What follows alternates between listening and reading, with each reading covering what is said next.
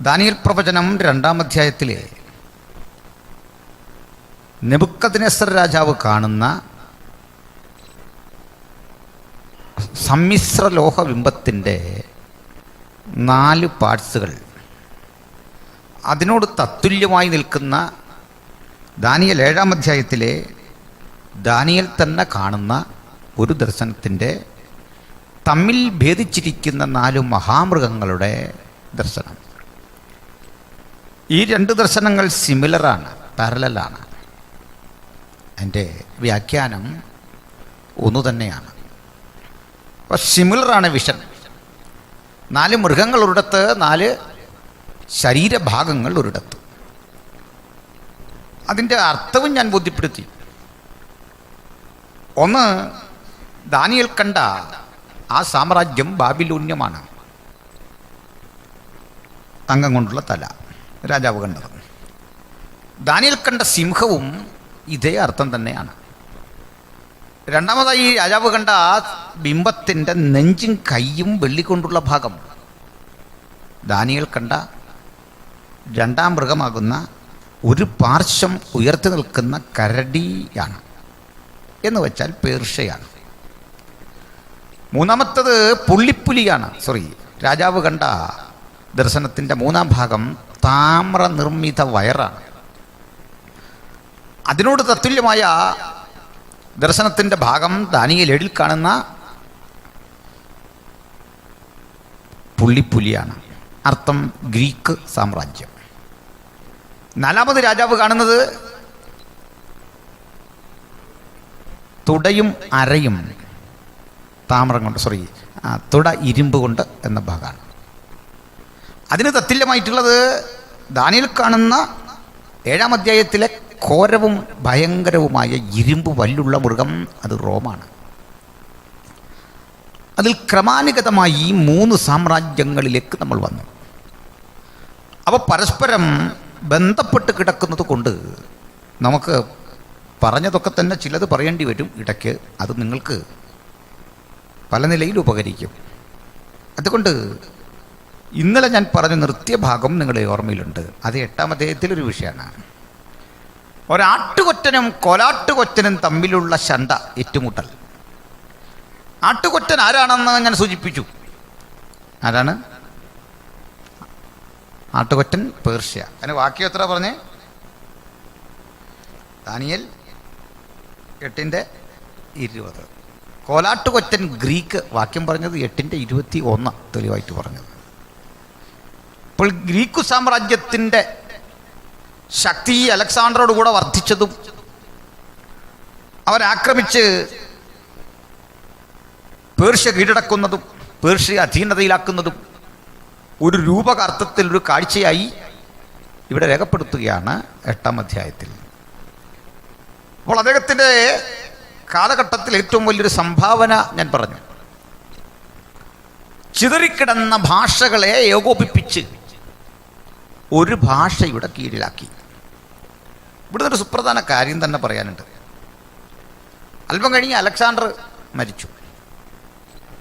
അദ്ദേഹത്തിൻ്റെ 4 സേനാനായകന്മാർ ഈ രാജ്യം വീതിച്ചെടുത്തു. അത് ഞാൻ പിന്നീട് പറയാം. തദനന്തരം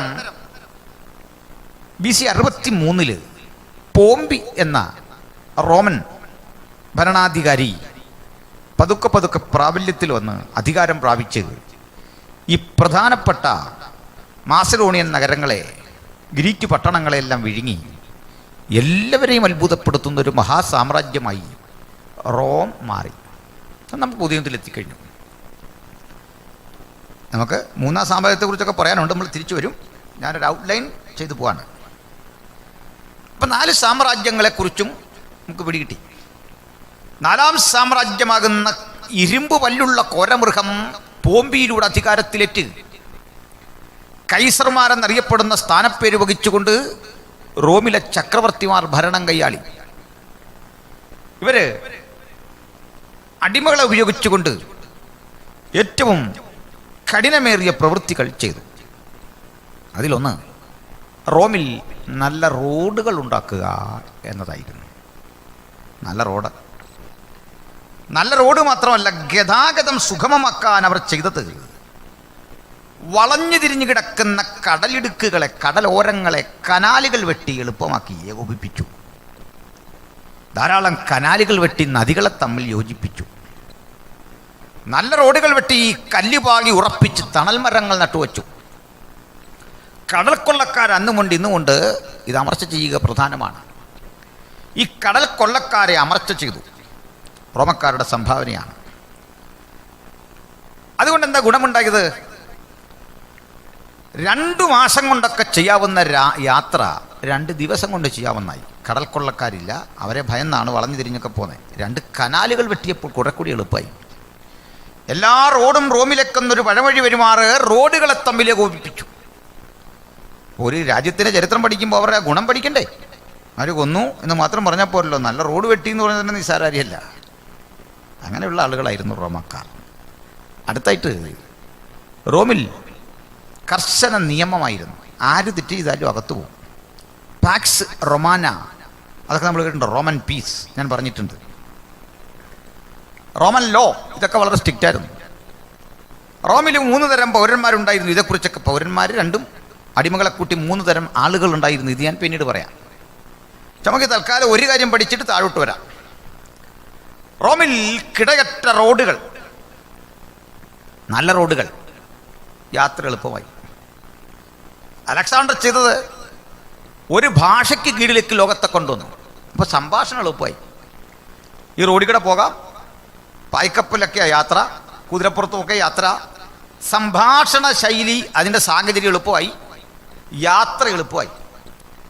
ലോകത്തെ ഭരിക്കാൻ ഈ 2 കൂട്ടർ ചെയ്ത 2 ഗുണങ്ങളാണിത് രണ്ടും. പക്ഷേ എന്ത് ചെയ്യാം, ഇവന്മാർക്കിത് കാര്യമായിട്ടൊന്നും പ്രയോജനപ്പെട്ടില്ല. കാരണം അലക്സാണ്ടർ അങ്ങ് മരിച്ചു. 300 ആണ്ടുകളോടെ 3 നൂറ്റാണ്ടോടെ ഈ സാമ്രാജ്യവും ഏതാണ്ട് തകർന്നു. പക്ഷെ അതിനിടയിൽ ഈ സാഹചര്യം വേണ്ടത്ര പ്രയോജനപ്പെടുത്തിയത് മറ്റാരുമായിരുന്നില്ല, നമ്മൾ ക്രൈസ്തവരായിരുന്നു. മനസ്സിലായില്ല എന്ന് പറഞ്ഞാൽ ഇവനുണ്ടാക്കിയ ഭാഷ വെച്ച് നമ്മൾ തകർത്തില്ലേ പ്രസംഗിച്ചു. ഇവർ വെട്ടിയ റോഡ് വഴി നമ്മളങ്ങ് യാത്ര ചെയ്തില്ലേ ഉലകത്തിൻ്റെ 5 വൻകരകളിലേക്കും. ഇവരുണ്ടാക്കിയ കടലിടുക്ക് വഴി കപ്പലോടിച്ച് നമ്മൾ യാത്ര ചെയ്തില്ലെങ്കിൽ 1-ാം നൂറ്റാണ്ടിൽ ഈ സുവിശേഷം ആര് കേൾക്കാനാ? അപ്പോൾ യേശു കർത്താവ് ജനിക്കും മുമ്പ് ഒരു കാലാവസ്ഥ യേശുവിന് വേണ്ടി ഒരുങ്ങി. യേശുവിൻ്റെ സുവിശേഷം ഉലകത്തിലെല്ലായിടത്തും എത്തിക്കാൻ പാകത്തിന് കാലം രാഷ്ട്രീയമായി ഒരുങ്ങി, കാലം സാംസ്കാരികമായി ഒരുങ്ങി, കാലം മതപരമായി ഒരുങ്ങി. ഈ ഒരുക്കത്തിന് അപ്പോസ്തലൻ പേരിട്ടു കാലസമ്പൂർണത. കാലം അതിൻ്റെ വികാസ പരിണാമങ്ങളിൽ, കാലം അതിൻ്റെ അന്വേഷണങ്ങളിൽ, അതിൻ്റെ രാഷ്ട്രീയപരമായ മുന്നേറ്റങ്ങളിൽ അക്കാലത്തെ രീതി അനുസരിച്ച് പുരോഗതിയുടെ അങ്ങേത്തലക്കിലെത്തുന്ന ഘട്ടത്തിൽ യേശു ജനിച്ചു. മനസ്സിലായോ? രാത്രി 4:4 ചുമ്മാതല്ല അപ്പോസ്തലൻ പറഞ്ഞ കാലസമ്പൂർണത വന്നപ്പോൾ ദൈവം തൻ്റെ പുത്രനെ സ്ത്രീയുടെ സന്തതിയായി ലോകത്തിൽ അയച്ചു എന്ന് വെറുതെ എഴുതിയതല്ല. ഇത്രയും കാലം ഉയർന്ന് നിന്നപ്പോൾ നല്ല റോഡുകൾ വെട്ടി ഗതാഗതം സുഗമമാക്കിക്കൊണ്ട് ആ പൗലൂസിന് ഈ 3 മിഷനറി യാത്ര പറ്റിയത്. ഈ ഭാഷ അറിയാവുന്നതുകൊണ്ട് ആ പോയിടത്തൊക്കെ ഇത് പ്രസംഗിച്ചപ്പോൾ ആളുകൾക്ക് മനസ്സിലായത്. ഞാനതേക്കുറിച്ച് ഒരല്പം കഴിഞ്ഞ് പറയുന്നുണ്ട്. അത്യാവശ്യമുണ്ടത് പറയേണ്ട ഒരു കാര്യം. കാരണം ഈ ചിലർ അന്യഭാഷയെക്കുറിച്ച് ധരിച്ചു വച്ചിരിക്കുന്നത് സുവിശേഷം അറിയിക്കാനായിട്ട് കർത്താവ് കൊടുത്ത ഒരു ഗിഫ്റ്റാണ് ആ ഭാഷ. അല്ല, ഇത്രയും വലിയ പോഷ്ക്ക് പറയരുത്. കാരണം സഭയ്ക്കകത്ത് പറയേണ്ടതാണ്. സഭയ്ക്കകത്താണോ സുവിശേഷം അറിയിക്കുന്നത്? അത് എളുപ്പമാണ്. കാരണം അടിയും പിടിയൊന്നും ഉണ്ടാകില്ല അകത്ത് നിന്ന് സുവിശേഷം പ്രസംഗിച്ച. പക്ഷെങ്കിൽ സഭയ്ക്ക് സംസാരിക്കാൻ കൊടുത്തത് പുറം ലോകത്തേക്ക് സുവിശേഷം പറയാനാണ്. ഗ്രീക്ക് എല്ലാവർക്കും അറിയാം, അപൂർവ ചിലയിടത്തെ അറിയാത്തതുള്ളൂ. അതിനുള്ളതല്ല. എന്തിനെടുത്ത അന്യഭാഷ? ചിലർ പറയാറുണ്ട് നമ്മൾ അന്യഭാഷ പറഞ്ഞിട്ടൊന്നും അവന് മനസ്സിലാകുന്നില്ല. അതിൻ്റെ കാരണം നിസാര, പുള്ളി ദൈവമല്ലാത്തതുകൊണ്ടാണ് മനസ്സിലാകാത്തത്. അതാ കാര്യം. അന്യഭാഷയിൽ സംസാരിക്കുന്നവൻ തനിക്ക് താൻ ആത്മീയ വർധന വരുത്തുന്നു, മനുഷ്യരോടല്ല ദൈവത്തോടത്രേ. ബ്രദറാരും ഈ വാക്യം കണ്ടു കാണില്ല. നിങ്ങളൊന്ന് ഓർമ്മപ്പെടുത്തി കൊടുത്താൽ മതി. ചിലർ കണ്ടാലും കണ്ടില്ലെന്നടിക്കും. അന്യഭാഷയിൽ സംസാരിക്കുന്നവൻ ചാക്കോച്ചനോടല്ല, തോമാച്ചനോടല്ല, ചിന്നമ്മയോടോ കുഞ്ഞമ്മയോടോ ഒന്നും പറയല്ല, മനുഷ്യരോടല്ല ദൈവത്തോടത്രേ. മനസ്സിലായോ? അപ്പം നമ്മളോട് സ്വാഭാവികമായിട്ടൊരു ചോദ്യം, നമ്മൾ പാട്ട് പാടിയപ്പോഴൊക്കെ അന്യഭാഷ പറഞ്ഞു, ഒരു നിയമവിരുദ്ധമല്ലേ? കാരണം വ്യാഖ്യാനി ഇല്ലാഞ്ഞാൽ അന്യഭാഷക്കാരൻ എന്ത് ചെയ്യണം? ഉറക്കെ പറഞ്ഞാട്. അപ്പോൾ നമുക്ക് പറയാമോ വ്യാഖ്യാനി ഉണ്ടോ അവിടെ? നമ്മൾ പിന്നെ എന്തിനാ പറഞ്ഞേ? അതിന് കാരണം മിണ്ടാതിരിക്കാനല്ല വാക്യം. അപ്പോസ്തല പ്രവൃത്തി 1 കൊരിന്ത്യർ 14:28 മിണ്ടാതിരിക്കാനല്ല. ആ വ്യാഖ്യാനി ഇല്ലെങ്കിൽ അന്യഭാഷക്കാരൻ മിണ്ടാതെ തന്നോടും ദൈവത്തോടും സംസാരിക്കട്ടെ. മനസ്സിലായോ? ആ അവിശ്വാസി അകത്ത് വന്നാൽ നിർത്തിയാൽ മതി എന്ന്. അങ്ങനെയാ കാര്യം. അവൻ ഏതാണ്ടൊക്കെ പോലെ തോന്നുന്നു. അതിനാണ് പിടികിട്ടിയോ? ആ മിണ്ടാതെ തന്നോടും ദൈവത്തോട് സംസാരിക്കാൻ പറഞ്ഞതിനർത്ഥം എന്താ? പബ്ലിക് നോയിസിന് സാകരുതെന്ന്. നമ്മൾ ആരാധിക്കരുതെന്നല്ല എൻ്റെ അർത്ഥം. ആൾക്കർത്ഥം അറിയില്ല, ആശയം അറിയില്ല, തിരുവെടുത്തുകൾ എരായിയാൽ തെറ്റിപ്പോകുന്നു. സ്തോത്രം. അപ്പം അത് നമ്മുടെ വിഷയമല്ല. അന്യഭാഷയെല്ലാം അവിടെ നിൽക്കട്ടെ. തൽക്കാലം ഗ്രീക്കാണ് നമ്മുടെ വിഷയം. നമുക്ക് ഈ 4 സാമ്രാജ്യത്തെക്കുറിച്ചൊരു ഓട്ടപ്രദക്ഷിണം നടത്തി. നമ്മൾ പോരാ, നമുക്ക് ഡീപ്പ് സ്റ്റഡി വേണം. ഇനി നമുക്ക് 2 രാജ്യങ്ങളെക്കുറിച്ചേ ഉള്ളൊരു ഡീപ്പ് സ്റ്റഡി, 2 സാമ്രാജ്യത്തെക്കുറിച്ച്. അത് ഗ്രീസും റോമുമാണ്. ബാക്കി അവിടെ കിടക്കട്ടെ, അല്ലെ മുഷിഞ്ഞു പോകും വല്ലാതെ. മുഷിയുന്നുണ്ടോ? ആ, അപ്പോൾ അടുത്തിലേക്ക് വരാം. നമുക്ക് 3-ാം സാമ്രാജ്യത്തിലേക്ക് ഇറങ്ങി വരണം. നമ്മൾ മറ്റേ ഭാഷയും റോഡും കണ്ടുപോയ പോക്കാണ്. ചില റോഡ് കണ്ടാൽ നമ്മളങ്ങനെ അങ്ങ് പോയി പോകും. എന്നാലും തിരിച്ചു വരണമല്ലോ അല്ലേ? ആ, അപ്പോൾ then ഈ 3-ാം സാമ്രാജ്യത്തിലെ പ്രബല ചക്രവർത്തിയായിരുന്ന അലക്സാണ്ടർ ദ ഗ്രേറ്റ്, മഹാനായ അലക്സാണ്ടർ, അദ്ദേഹത്തെക്കുറിച്ചാണ് ഇന്നുള്ള പഠനത്തിൻ്റെ ആമുഖം. വായിച്ചുള്ളൂ. 8-ാം അധ്യായത്തിൻ്റെ 1 മുതൽ അങ്ങ് വായിച്ചോ താഴോട്ട്. ദാനിയേൽ എന്ന എനിക്ക് ആദിയിൽ ഉണ്ടായതിന്റെ ശേഷം ബേൽശസ്സർ രാജാവിന്റെ വാഴ്ചയുടെ 3-ാം ആണ്ടിൽ ഒരു ദർശനമുണ്ടായി. ഞാൻ ഒരു ദർശനം കണ്ടു. ഏലാം സംസ്ഥാനത്തിലെ ശൂഷൻ രാജധാനിയിലായിരുന്നപ്പോൾ അത് കണ്ടു. പിന്നെ ഞാൻ ഊലായി നദീതീരത്ത് നിൽക്കുന്നതായി ദർശനത്തിൽ കണ്ടു. പിന്നെ ഞാൻ തലപൊക്കിയപ്പോൾ 2 കൊമ്പുള്ള ഒരു ആട്ടുകൊറ്റൻ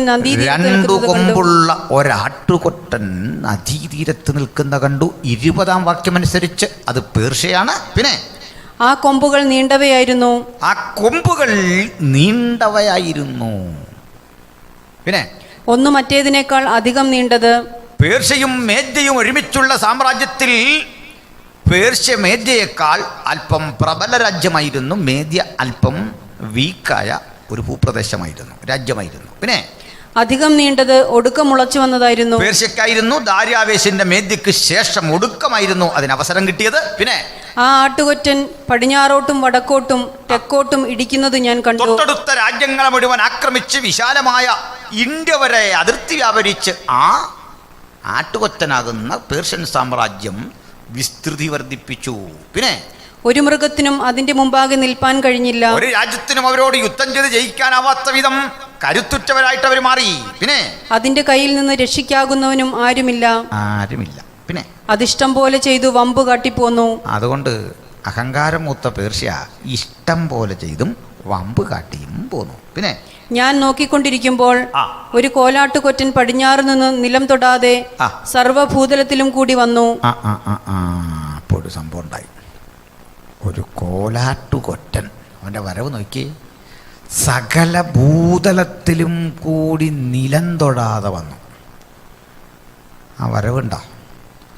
വേഗത കൊണ്ട് അലക്സാണ്ടർക്ക് കാലുകുത്താൻ പറ്റുന്നില്ല. വെട്ടിപ്പിടിച്ച് പോരുക. അതുകൊണ്ട് സകല ഭൂതലവും വഴി നിലം തൊടാതെ ഒരു കോലാട്ടുകൊറ്റൻ പാഞ്ഞു വന്നു. പിന്നെ ആ കോലാട്ടുകൊറ്റന് കണ്ണുകളുടെ നടുവിൽ വിശേഷമായൊരു കൊമ്പുണ്ടായിരുന്നു.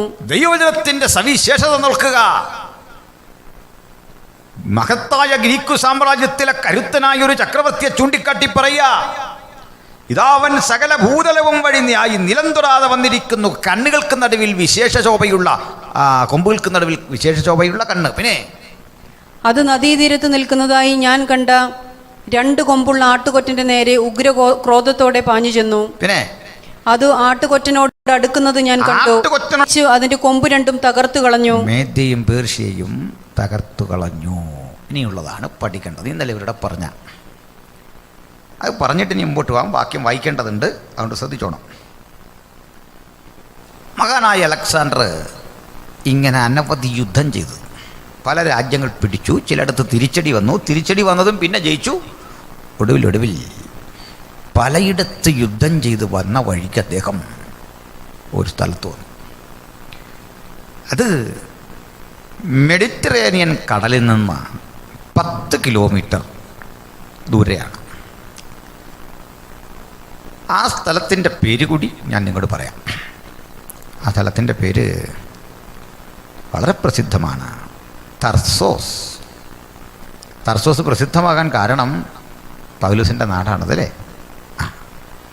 പൗലോസിൻ്റെ നാടായ തർസോസിനൊരു പ്രത്യേകതയുണ്ട്. അതുവഴി ഒരു നദി ഒഴുകുന്നു, അതിൻ്റെ പേര് സിഡ്നസ് എന്നാണ്. സിഡ്നസ്. ഈ സിഡ്നസ് ലോകത്തിലെ തന്നെ തണുപ്പേറിയ നദികളിൽ ഒന്നാണ്. ഈ നദിയിലൂടെ മെഡിറ്ററേനിയൻ കടലിൽ നിന്ന് പായ്ക്കപ്പലുകളിൽ ആളുകൾ സഞ്ചരിക്കും. അങ്ങോട്ടൊരു സുഖവാസ കേന്ദ്രമാണ്. ഇതുവഴി പായ്ക്കപ്പലിൽ ഈജിപ്തിലെ ആൻ്റണിയും ക്ലിയോപാട്രയും ഒക്കെ യാത്ര ചെയ്തിട്ടുണ്ട്. അത്തരമുള്ള രസകരമായ യാത്ര. അപ്പം അത് ഞാൻ പറഞ്ഞതേ ഉള്ളൂ. പൗലോസ് അവിടുത്തുകാരനായിരുന്നു. അലക്സാണ്ടറും പൗലോസും തമ്മിൽ കണ്ടിട്ടില്ല. കാരണം എന്താ?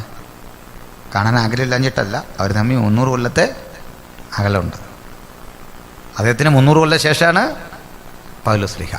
കാരണം ഇത് BC അങ്ങനെ ഇതേ ഈ സ്ഥലത്ത് വന്നു. പലയിടത്ത് യുദ്ധം കഴിഞ്ഞു വരുന്ന അദ്ദേഹം ഒരു വിശ്രമത്തിനൊക്കെ ആയിട്ട് വന്നാണ്. പക്ഷെ അവിടെ വരുമ്പോൾ വയസ്സ് 32, 33 ഉള്ളൂ. ചെറുപ്പക്കാരനാണ് അദ്ദേഹം.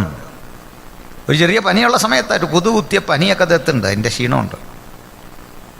പനി വക വയ്ക്കാതെ ആളുകൾ വെള്ളത്തിൽ ചാടുന്ന ചാട്ടം കണ്ട് പൊള്ളിയെടുത്ത് ചാടി. ആരും തടഞ്ഞാൽ നിൽക്കുമോ? രാജാവാണ്. ആ തണുത്ത വെള്ളത്തിൽ നീന്തി കുളിച്ച് ഇറക്കി കയറുമ്പോഴേക്കും വൈറസുകൾ ശരീരത്തെ പൊടിഞ്ഞു. അത് ബാക്ടീരിയയ്ക്കോ വൈറസിനോ അറിയോ? ഇത് അലക്സാണ്ടർ ദ ഗ്രേറ്റാന്ന് വല്ലതും അറിയോ? അങ്ങനെ ചെയ്യരുതെന്ന് വല്ലതും അറിയോ? കയറി അങ്ങ് പിടിച്ചു. ഒടുവിൽ അലക്സാണ്ടർ ക്ഷീണിതനായി.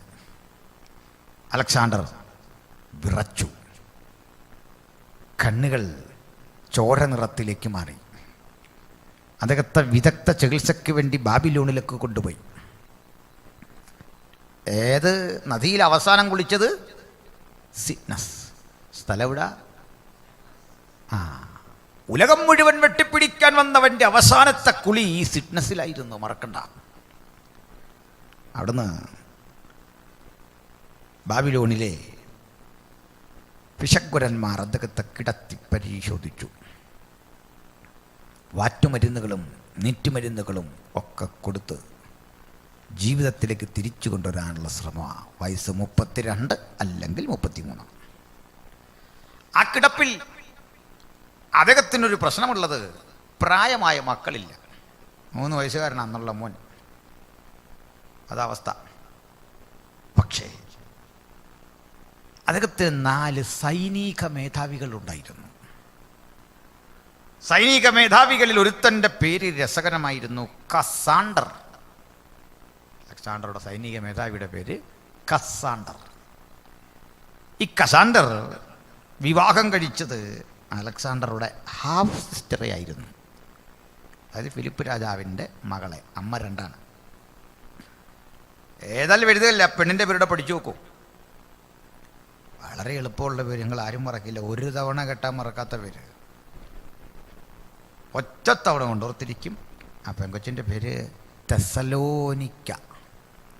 മറക്കോ? നമ്മൾ മറക്കൂല. അലക്സാണ്ടറുമായി ബന്ധപ്പെട്ടൊരു 3-4 സ്ഥലപ്പേര് ബൈബിളുണ്ട്. അലക്സാൻഡ്രിയ അങ്ങനെ പേരിൽ നിന്ന. അപ്പൻ്റെ പേര് ഫിലിപ്പ്. അതിൽ നമുക്കൊരു സ്ഥലം കിട്ടി, ഫിലിപ്പിയ. സഹോദരൻ്റെ പേര് തെസലോനിക്ക. അതിൽ നമുക്കൊരു സ്ഥലപ്പേര് കിട്ടി, തെസലോനിക്ക. എന്താ കാരണം? സഹോദരയുടെ പേര് നിലനിർത്താൻ അലക്സാണ്ടർ ഒരു പട്ടണത്തിനിട്ട പേരാണ് തെസലോനിക്ക. അവിടെ നമുക്കൊരു ചർച്ചുണ്ടായിരുന്നു. ആ ചർച്ചിനെഴുതിയ ലേഖനമാണ് 1-2 തെസ്സലോനിക്ക ലേഖനങ്ങൾ. ശരി, അപ്പം അയാളുടെ കുടുംബത്തിൽ ഒത്തിരി പറയണ്ട. സൈനികന്മാരിൽ ഒരുവന്റെ പേര് കസാണ്ടർ, രണ്ടാമന്റെ പേര് ലെസിമാക്കസ്.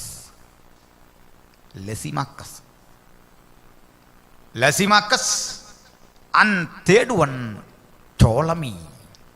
ടോളമിയുടെ സ്പെല്ലിംഗ് PTO എന്ന് തുടങ്ങണം, P സൈലൻ്റാണ്. ടോളമി. നാലാമത്തെ ആൾ സെലൂക്കസ്. പേരുകൾ ആവർത്തിക്കുന്നു. അലക്സാണ്ടർ ഒരു സൈനികന്റെ പേര് കസാണ്ടർ. അലക്സാണ്ടറുടെ മറ്റൊരു സൈനികന്റെ പേര് ലെസിമാക്കസ്. അടുത്തവന്റെ പേര് ടോളമി. അടുത്തവന്റെ പേര് സെലൂക്കസ്. ഇത്രയും പഠിച്ചുകൂടെ? കുതിരയുടെ പേരുടെ പഠിച്ചു. വിശേഷപ്പെട്ടൊരു കുതിര ഉണ്ടായിരുന്നു, ആരെയും തൊടാൻ സമ്മതിക്കാത്തൊരു കുതിര, ബ്യൂസിഫാലസ്. അതിൻ്റെ പുറത്താണ് അദ്ദേഹത്തിൻ്റെ എപ്പോഴത്തെയും യാത്ര. ഓക്കെ, അതൊക്കെ പോട്ടെ. ഒത്തിരി പഠിക്കാനുള്ള കഥയാണ് അദ്ദേഹത്തെക്കുറിച്ച്. അപ്പോൾ ഇദ്ദേഹം ആ കിടപ്പ് അങ്ങനെ കിടക്കല്ലേ. ഈ ഘട്ടത്തിൽ 4 സൈനിക മേധാവികൾ അദ്ദേഹത്തിൻ്റെ ആ കട്ടിലിൻ്റെ ഓരത്ത് നിൽപ്പുണ്ട്. 4 അടുത്തായിട്ട് നിൽക്കുക. ചില നാളുകളിലെ കിടപ്പിന് ശേഷം അലക്സാണ്ടർ കണ്ണു തുറന്നു എന്നറിഞ്ഞ് കാണാൻ വന്നാൽ പെട്ടെന്ന് അവർ നിൽക്കുക അടുത്ത്. കണ്ണു തുറന്ന് അലക്സാണ്ടർ അവരെ മാറി മാറി നോക്കി. ഒടുവിൽ അദ്ദേഹമേറെ സ്നേഹിച്ച ഒരു സൈനികനുണ്ടാക്കൂടെ, ലെസിമാക്കസ്. അദ്ദേഹം ലെസിമാക്കസിൻ്റെ മുഖത്തേക്ക് പ്രതീക്ഷയോടെ നോക്കി. എന്തോ പറയാൻ വേണ്ടി ആ നാവ് തുടിക്കുന്നു എന്ന് മനസ്സിലായി. ലെസിമാക്കസ് അടുത്തേക്ക് ചെന്നിട്ട് കാത് കുർപ്പിച്ച് പിടിച്ചു. അദ്ദേഹം പറഞ്ഞു, അല്ലയോ ചക്രവർത്തി, അരുളി ചെയ്താലും. നാവിൻ്റെ അരികിലേക്ക് കാത് കുർപ്പിച്ച് പിടിച്ചു കണ്ട് പറയുക, ചക്രവർത്തി പറയൂ, ഏത് വഴിക്കാണ് നമ്മുടെ പടയാളികൾ യാത്ര പുറപ്പെടേണ്ടത്? ഏത് രാജ്യമാണ് വെട്ടിപ്പിടിക്കേണ്ടത്? ഏതാനും ദിവസങ്ങൾക്കുള്ളിൽ അങ്ങീ കിടക്ക വിട്ടുണരുമ്പോഴേക്കും ഗ്രീസിൻ്റെ ഭൂപടത്തോട് ഞങ്ങൾ പുതിയൊരു രാജ്യം കൂടി തുന്നിപ്പിടിപ്പിച്ചിരിക്കും. പറയൂ, ഇതുവഴി പോകണം. മറുപടി, 2 കണ്ണീർ കണങ്ങൾ അലക്സാണ്ടർ കണ്ണിൽ നിന്ന് ചാടി. കവിളിലൂടെ ഒലിച്ചിറങ്ങുന്ന കണ്ണീര് തുടയ്ക്കാൻ പാടുപെട്ടുകൊണ്ട് അലക്സാണ്ടർ പറഞ്ഞു, ലെസിമാക്കസ്, എനിക്കിനി ആജ്ഞാപിക്കാൻ ത്രാണി പോരാ. പ്രഭോ, ആജ്ഞാപിച്ചാലും എന്ന് പറഞ്ഞ ലെസിമാക്കസ് ഈ പദം കേട്ട് പൊട്ടിക്കരഞ്ഞു. ജീവിതത്തിൽ ഒരിക്കൽ പോലും അപേക്ഷിച്ച് ശീലമില്ലാത്ത ചക്രവർത്തി പറയാ, എനിക്കൊരപേക്ഷ. എന്താണ് അപേക്ഷ? ലെസിമാക്കസ്, ഏതാനും നിമിഷങ്ങൾക്കുള്ളിൽ ഞാൻ മരിക്കും. ചേതനയറ്റ എൻ്റെ ശവശരീരം പേറി നിങ്ങൾ ഈ തെരുവീതിയിലൂടെ യാത്ര ചെയ്യുമ്പോൾ നാടും നഗരവും ഉണർന്ന് പുഷ്പവൃഷ്ടി ചൊരിഞ്ഞെനിക്ക് അന്ത്യയാത്ര നൽകുമ്പോൾ ആളുകൾ പറയും, ലോകം മുഴുവൻ വെട്ടിപ്പിടിച്ചവൻ ദാ പോകുന്നു. അവരോട് പ്രതികരിക്കാൻ എനിക്ക് വാക്കില്ലല്ലോ. അതുകൊണ്ട് അവരറിയട്ടെ, ഒരു പിടി മണ്ണും ഒരു നാണയത്തുട്ടും ഒരു പിടി ഭക്ഷണവും ഒരു നികുതിപ്പണവും ബ്യൂസിഫാലസിനെയോ ഇഷ്ടപ്പെട്ട മറ്റു കുതിരകളെയോ സ്ത്രീജനങ്ങളെയോ ഒന്നും കൊണ്ടുപോകാതെ ഈ കരങ്ങൾ ശൂന്യമാണെന്നറിയാൻ എൻ്റെ കരങ്ങൾ രണ്ടും ശവമഞ്ചത്തിന് സുഷിരമുണ്ടാക്കി പുറത്തേക്കിടണം. അവരറിയട്ടെ, ഈ കരം ശൂന്യം. കാലങ്ങൾക്കപ്പുറത്തല്ലേ ബൈബിൾ വിളിച്ചു പറഞ്ഞത്, ഏതു മനുഷ്യനും ഉറച്ചു നിന്നാൽ ഒരു ശ്വാസം. ഇന്ന് ഈ വചനം കേൾക്കുന്നവർക്കിടയിൽ നിങ്ങൾ ലൈവിലിരുന്ന് കേൾക്കുകയോ ഇവിടെ നിന്ന് മാക്കൊള്ളട്ടെ, ഏതു മനുഷ്യനും ഉറച്ചു നിന്നാൽ ഒരു ശ്വാസം. ഏത് ശതകോടീശ്വരനും സഹസ്ര കോടീശ്വരനും ഉലകത്തിലേത് വലിയ സമ്പന്നനും തെരുവിൽ ഭക്ഷണത്തിന് ഭിക്ഷയാചിച്ച് കിടക്കുന്ന യാചകനും അലക്സാണ്ടർ ദ ഗ്രേറ്റിനും മരണം കൊടുത്ത നീതി ഒരൊറ്റ നീതിയാണ്, ഒറ്റ നീതി. അലക്സാണ്ടറെ ആക്രമിച്ച അതേ അണുക്കൾ തെരുവോരത്ത് വീണ് കിടക്കുന്ന യാചകനെയും അരിക്കും. മരണത്തിന് കണ്ണില്ല, അതിന് ജാതിയില്ല, മതമില്ല, സമ്പത്തില്ല. പക്ഷെ ഭക്തന് മാത്രം ഭയം വേണ്ട. മരണത്തെ ഭയമില്ലാത്തവന്റെ മാർഗമാണ് സുവിശേഷത്തിന്റെ മാർഗം, മരണത്തെ ജയിച്ചവന്റെ മാർഗം. ആ മരണത്തിന്റെ പരിമിതി തിരിച്ചറിഞ്ഞ പൗലോസ് പറയുക, വിട്ടുപിരിഞ്ഞ് ക്രിസ്തുവിനോടുകൂടെ ആയിരിക്കുന്നത് എനിക്കേറെ നല്ലത്. എനിക്ക് ജീവിക്കുന്നത് ക്രിസ്തുവും മരിക്കുന്നത് ലാഭവും. Hallelujah, praise the Lord.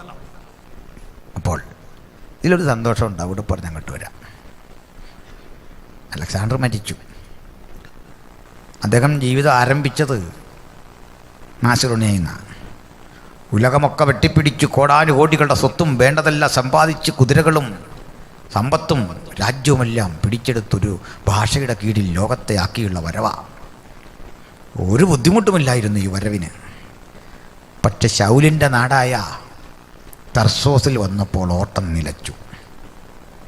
അതിലെ തണുത്ത ജലം, കുത്തിയ കൊതുക് രണ്ടും കൂടിയപ്പോൾ അലക്സാണ്ടർ തീർന്നു. അത്രയുള്ളായിരുന്നു. പക്ഷേ ചെറുപ്രായം മുതലേ വള്ളി നിക്കറിട്ട പ്രായമുണ്ടല്ലോ, ആ പ്രായം മുതൽ ഈ വെള്ളത്തിലെടുത്ത് ചാടി കുളിച്ചവൻ്റെ പേരാ പൗലൂസ്. ഈ തണുപ്പൊത്തിരി കണ്ടവനാ ജീവിതത്തിൻ്റെ. കയ്യിൽ 10 രൂപയില്ലാതെ, സഞ്ചരിക്കാനൊരു കുതിരയോ കഴുതയോ സ്വന്തമില്ലാതെ,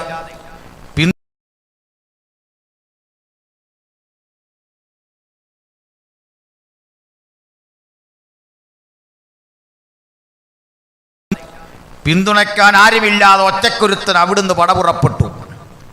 പോരിൻ്റെ ആയുധങ്ങൾ ജഡീകങ്ങളായിരുന്നില്ല. ഏത് കോട്ടകളെ മെടിക്കുന്ന ദൈവവചനം കൊണ്ട് യാത്ര തുറന്നിട്ട് ഉലകത്തിന്റെ പല മണ്ഡലങ്ങൾ വെട്ടിപ്പിടിച്ച് ഒടുവിൽ വിളിച്ചു പറയാ, അലക്സാണ്ടറെ, നീ തോറ്റെടുത്തിതാ, പൗലോസ് ജയിച്ചു, ഞാൻ നല്ല പോർ പൊരുതു, ഓട്ടം തികച്ചു, വിശ്വാസം കാത്തു, ഇനി നീതിയുടെ കിരീടം എനിക്കായി വെച്ചിരിക്കുന്നു. ഉലകത്തിന്റെ രാഷ്ട്രമീമാംസകൾ ചീട്ടുകൊട്ടാരം പോലെ തകർന്നുടയുമ്പോൾ നിലനിൽക്കുന്ന രാജ്യം യേശുവിന്റെ രാജ്യം. അതുകൊണ്ട് തിരുവെടുത്ത് പറയുക, ദൈവശില്പിയായി നിർമ്മിച്ചതും അടിസ്ഥാനമുള്ളതുമായ ഒരു നഗരം. ആ നഗരം കൺപാർത്താണ് നമ്മുടെ യാത്ര. ഹല്ലേലൂയ.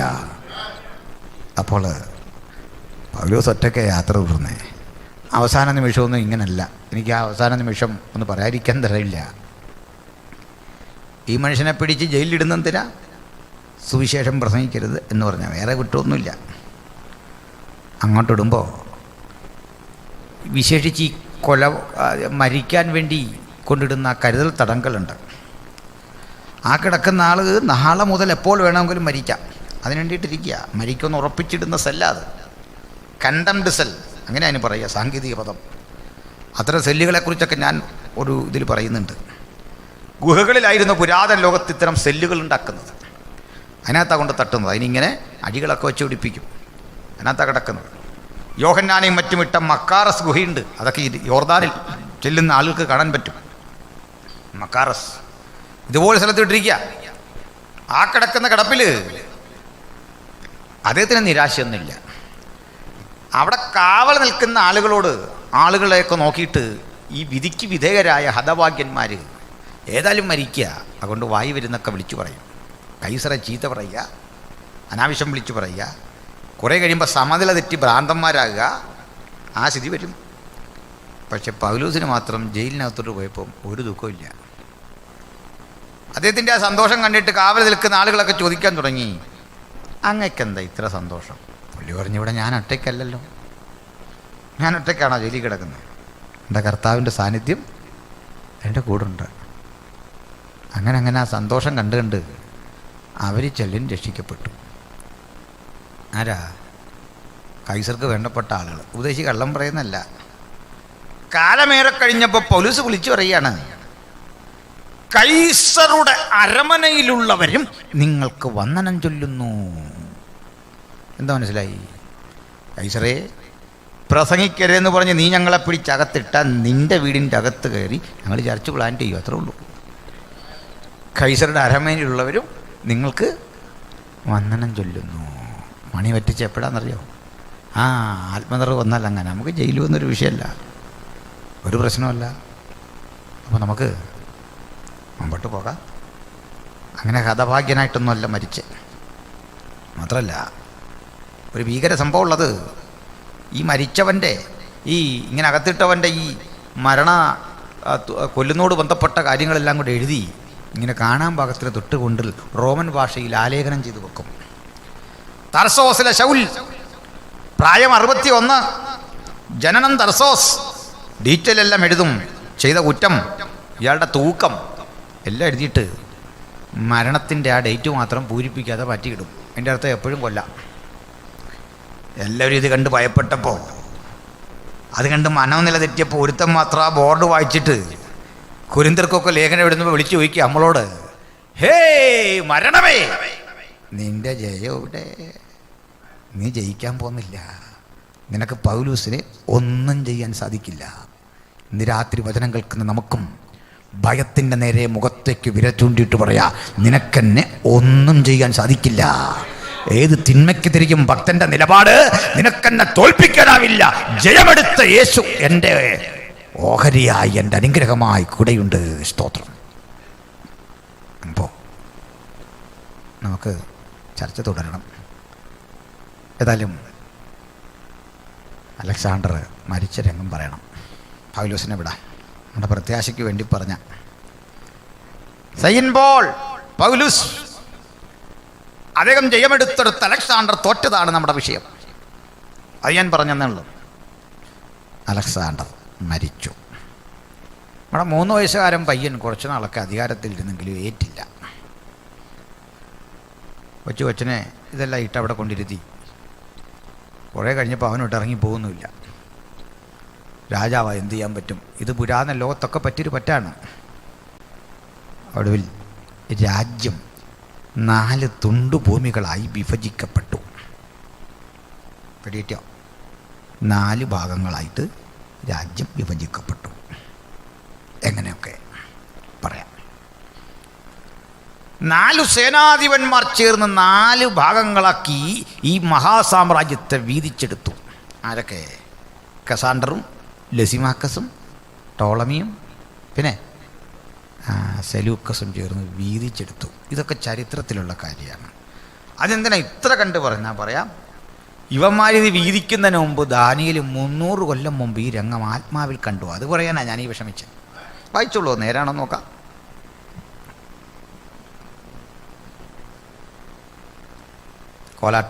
കോലാട്ടുകൊറ്റൻ ഏറ്റവും വലിയതായി തീർന്നു. എന്നാൽ അത് ബലപ്പെട്ടപ്പോൾ വലിയ കൊമ്പ് തകർന്നുപോയി. പിന്നെ അതിനു പകരം ആകാശത്തിലെ കോലാട്ടുകൊറ്റൻ ഏറ്റവും വലുതായിത്തീർന്നു. അത് വലുതായപ്പോൾ, പ്രബലനായപ്പോൾ അതിന്റെ വലിയ കൊമ്പ് തകർന്നു. അലക്സാണ്ടർ മരണം. പിന്നെ അതിനു പകരം ആകാശത്തിലെ 4 കാറ്റിനു നേരെ, അതിനു പകരം ആകാശത്തിലെ 4 കാറ്റുകൾക്ക് നേരെ ഭംഗിയുള്ള 4 കൊമ്പുകൾ മുളച്ചു. 4 ഭരണാധിപന്മാർ, 4 സൈന്യാധിപന്മാർ ചേർന്ന് 4 തുണ്ടുഭൂമികളാക്കി സാമ്രാജ്യം വെട്ടിപ്പകുത്തെടുക്കുന്ന രംഗം 300 ആണ്ടുകൾക്ക് മുമ്പ് ദൈവപുരുഷൻ ഇതാ ഊലായ് നദീ തീരത്ത് നിൽക്കുന്ന ദർശനം കണ്ടിട്ട് കൃത്യതയോടെ വിളിച്ചു പറഞ്ഞത് എഴുതി വെച്ച കൃതിയാണ് വിശുദ്ധ ബൈബിൾ. അതുകൊണ്ട് കാലിക ചരിത്രം പഠിക്കുന്നവർ തിരുവെഴുത്ത് കൂടി പഠിച്ചാൽ മനസ്സിലാകും ഈ പുസ്തകം പറഞ്ഞതൊക്കെ വസ്തുതകളാണ്. അത് കാലത്തോട് ഇടപെട്ടിയ രീതി വളരെ ശാസ്ത്രീയമാണ്. അതാണ് തിരുവെഴുത്തിൻ്റെ ശക്തി. ഹല്ലേലൂയ. അവയിൽ ഒന്നിൽ നിന്ന് ഒരു ചെറിയ കൊമ്പ് പുറപ്പെട്ടു. നമുക്ക് പിന്നീട് മതി, അത് മതി. അപ്പം നമുക്ക് തൽക്കാലം 3 സാമ്രാജ്യങ്ങളെ കുറിച്ചൊരു അവയർനെസ്, ഗ്രാഹ്യം കിട്ടിയോ? അത്യാവശ്യം മറക്കരുത്. ഇത് വായിച്ചാൽ മനസ്സിലായി, ബാക്കി എളുപ്പമാവും. ഒന്നുകൂടി നമുക്ക് നോക്കാം. ബാബിലോൺ ഓർമ്മയുണ്ടല്ലോ. മീഡോ പേർഷ്യ ഓർമ്മയുണ്ടല്ലോ. പിന്നെ അടുത്തത് ഗ്രീസ്. ഇപ്പോൾ പറഞ്ഞത് മിണ്ടാതെ നമ്മൾ വിട്ടത് റോമാണ്. അതിനെക്കുറിച്ച് അല്പമേ പറഞ്ഞുള്ളൂ. ഇനി നമ്മൾ പറയാൻ പോകുന്നൊക്കെ അതുമായി ബന്ധപ്പെട്ട കാര്യമാണ്. ആണ് നമുക്കിച്ചിരി സ്പീഡിൽ നിന്ന് പോയിട്ട് തിരിച്ചു വരാം. റെഡി? അവിടെ നമുക്ക് അന്ത്യകാല സംഭവങ്ങളിലേക്കൂടെ കടക്കണം. ഇപ്പോൾ പറഞ്ഞെല്ലാം ചരിത്രമാണ്. ഇടയ്ക്കിടയ്ക്ക് താഴോട്ട് വരാമെങ്കിൽ ഇത് കണക്റ്റഡാണ്, കമ്പാറ്റീവ് സ്റ്റഡിയാണ് നമ്മൾ നടത്തുന്നത്. ഇവിടെ നമ്മൾ ജമ്പ് ചെയ്തൊരു പോക്കാണ്. ആ പോക്ക് കണ്ട അലക്സാണ്ടർ പോയതിനേക്കാൾ വേഗത്തിൽ നമ്മളൊരു പോക്ക് പോകാൻ പോവാണ്. അടുത്ത് വെച്ചോളൂ, വെളിപ്പാട് പുസ്തകം 13-ാം അധ്യായം 1 മുതലുള്ള വാക്യങ്ങൾ.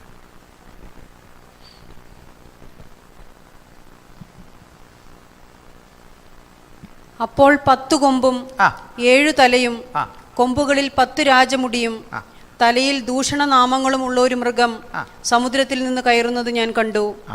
ഒരു പുതിയ കാഴ്ചയാണ് പറയാൻ പോകുന്നത്.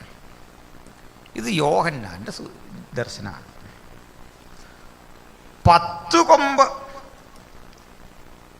അങ്ങനല്ലേ? 7 തല. ഇത് തിരിഞ്ഞു പോകല്ലോ, കാരണം ഈ കൊമ്പ് വെക്കാൻ സൗകര്യമില്ല അവരും. ലാസ്റ്റ് ആകെ വിഷമിച്ചു നമ്മൾ. 10 കൊമ്പും 7 തലയും തലയിൽ ദൂഷണനാമങ്ങളുമുള്ള ഒരു മൃഗം. എവിടെ നിന്ന് വരുന്നു? സമുദ്രത്തിൽ നിന്ന്, കടലിൽ നിന്ന് വരുന്നു. പിന്നെ വായിച്ചോ. ഞാൻ കണ്ട മൃഗം പുള്ളിപ്പുലിക്ക് സദൃശവും.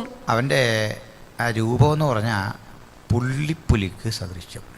പിന്നെ അതിൻ്റെ കാൽ കരടിയുടെ കാൽ പോലെയും. അവൻ്റെ കാല് കരടിയുടെ കാല്. ഓർത്ത് നോക്കിയ ഉടല് പുള്ളിപ്പുലി, കാല് കരടി. പിന്നെ വായ് സിംഹത്തിന്റെ വായ് പോലെയുമായിരുന്നു. വായ സിംഹത്തിന്റെ വായ. ഇനി അതിന് മഹാസർപ്പം. നിക്ക് മഹാസർപ്പത്തിലേക്കൊക്കെ വരാം. ഇത് കണ്ടിട്ട് എന്തോ തോന്നുന്നു? ഇങ്ങനൊരു മൃഗത്തെ ആരെങ്കിലും കണ്ടിട്ടുണ്ടോ? പുള്ളിപ്പുലിയുടെ ഉടല്, പിന്നെ കരടിയുടെ കാല്, സിംഹത്തിൻ്റെ വായ. ഇനി അല്പം കൂടെ ഉണ്ട്. 4 പാർട്സാണ് വരാൻ പോകുന്നത്. നമുക്ക് അടുത്ത വായിച്ചല്ലേ മനസ്സിലാവുള്ളൂ, അങ്ങോട്ട് പോകണ്ട. ഇത് ഓർത്തിരിക്കാൻ ഞാൻ ഒരു എളുപ്പ വഴി പറയാം. നമ്മൾ ചിലപ്പോൾ ഈ കൊച്ചു കുട്ടികൾക്കൊക്കെ ഒരു ഉടുപ്പ് എടുക്കാൻ വേണ്ടി കയറിയാൽ പലതരം ഈ കട്ട് പീസുകൾ വെട്ടിച്ചേർത്തൊരു ഉടുപ്പ് അവരവിടെ വച്ചിട്ടുണ്ട്. എന്തിനാ അത്രയും വളഞ്ഞു പോയി? വെട്ടുതുണിയെല്ലാം കൂടെ തയ്ച്ച് റെഡിയാക്കി ഫാഷനാന്ന് പറഞ്ഞവിടെ വെച്ചേക്കുക. കൊച്ചു അത് മേടിച്ചിടുക. 5-6 തരം പീസ് ഒരുമിച്ച് ചേർത്ത് ഒരു ഉടുപ്പ്. അത് കാണുമ്പോഴേ ഓർത്തുകൊള്ളണം, വെളിപ്പാട് 13. കരടിയുടെ കാല്, പുള്ളിപ്പുലിയുടെ ഉടല്, പിന്നെ സിംഹത്തിൻ്റെ വായ, തലയിൽ ദൂഷണനാമങ്ങളുമുള്ള ഒരു മൃഗം, 7 തല 10 കൊമ്പ്. കട്ടിയായിട്ട് നിങ്ങൾക്ക് തോന്നുന്നുണ്ട് ഒത്ത മൃഗം വന്നിപ്പം? അതിൽ കട്ടിയാക്കാനൊന്നുമില്ല. അങ്ങനെ ഞങ്ങൾക്ക് മിക്കവാറും ഈ വെളിപ്പാടും ദാനിയേലും പഠിപ്പിക്കുന്ന ആളുകൾ, ഞാനിതിൻ്റെ സ്പെഷ്യലിസ്റ്റ് അല്ല, എന്നോട് പറയുന്നിടത്ത് ഈ ക്ലാസ് എടുക്കുകയുള്ളൂ. ആളുകൾ പറയുന്ന ക്ലാസ്സാണ് ഞാൻ എടുക്കുന്നത്. അപ്പോൾ ഇത് പഠിപ്പിക്കുന്ന മിക്ക ആളും വല്ലാതെ ചൂടാകുന്നതാണ്. ഒരു വാക്യമൊക്കെ തെറ്റിപ്പോയാണ്ടല്ലോ നിങ്ങളുടെ ഇടപാട് വരുത്തും. ചൂടായി ബഹളം വെച്ച് ആകപ്പാടെ. ഞങ്ങളെ പഠിപ്പിച്ചൊരു അച്ഛനുണ്ടായിരുന്നു. പുള്ളി ഇങ്ങനെ വന്നിട്ട് എന്തെങ്കിലും ഒരു തെറ്റ് ചെയ്താൽ അപ്പോഴേ ഭയങ്കരമായിട്ട് ചൂടാവും. ഞാൻ ചോദിച്ചാൽ എന്തിനാ ചൂടാകുന്നത്? ഇടാത് ആ വിഷയത്തിൻ്റെ ഘനഗാംഭീര്യവും അതിൻ്റെ എന്തോ പറയുന്നത്, എൻ്റെ ഗൗരവം കൊണ്ട് ഞാൻ പറഞ്ഞു പോകുന്ന പിണക്കൊണ്ടായിട്ടല്ലെന്ന് പറഞ്ഞു. ഞാൻ പറഞ്ഞ അതൊന്നും അല്ല, വിഷയത്തിൻ്റെ ഗൗരവമല്ല. അച്ഛൻ ഈ ഡീൽ ചെയ്യുന്നതെല്ലാം ഈ മൃഗങ്ങളുമായിട്ടാണ്. 10 കൊമ്പ്, 7 തല, കടലിൽ നിന്നൊരു മൃഗം, കാട്ടിൽ നിന്നൊരു മൃഗം, പശു വരുന്നു, ആട് വരുന്നു. ഇത് പറഞ്ഞ് ഈ മനുഷ്യത്വം പോയി. പിടികിട്ടിയോ? ചിലർ ഇതൊക്കെ പഠിച്ചിട്ട് ഈ മനുഷ്യത്വം പോയി കഴിഞ്ഞിട്ട് കാര്യമുണ്ടോ? അതിനെന്തിനാ ബഹളം വെക്കുന്നത്? അതിന് ചൂടാകണോ? ഒരു തെറ്റ് വന്നെന്ന് പറഞ്ഞു. അത് തെറ്റിക്കല്ല്, അത് വേറെ കാര്യം. അപ്പോൾ ഈ മൃഗം ഒന്ന് പഠിക്കാം, എളുപ്പമാണ്. എളുപ്പം നിങ്ങൾ പഠിച്ചു കഴിഞ്ഞാൽ അതിനെ ഞാൻ ഇങ്ങോട്ട് ചാടി. നിങ്ങൾ എളുപ്പമാകാൻ വേണ്ടി ഇങ്ങോട്ട് വന്നു. ആരെങ്കിലും ഇതിനു മുമ്പ് സിംഹത്തിൻ്റെ കാര്യം പഠിച്ചായിട്ട് ഓർമ്മയുണ്ടോ? എവിടെയെങ്കിലും? പുള്ളിപ്പുലിയെ പഠിച്ചോ? പിന്നെ കരടിയെ പഠിച്ചല്ലേ? അപ്പോൾ പഠിച്ചു കഴിഞ്ഞു. എന്ന് പറഞ്ഞാൽ സിംഹം ബാബിലോന്യാണ്. അപ്പം ഇനി വരാൻ പോകുന്ന ആ ഏകാധിപതിയുടെ പ്രത്യേകത കേട്ടോ, ഉലകം ഭരിക്കാൻ ഒരു ഏകാധിപതി വരും. അവൻ്റെ വായ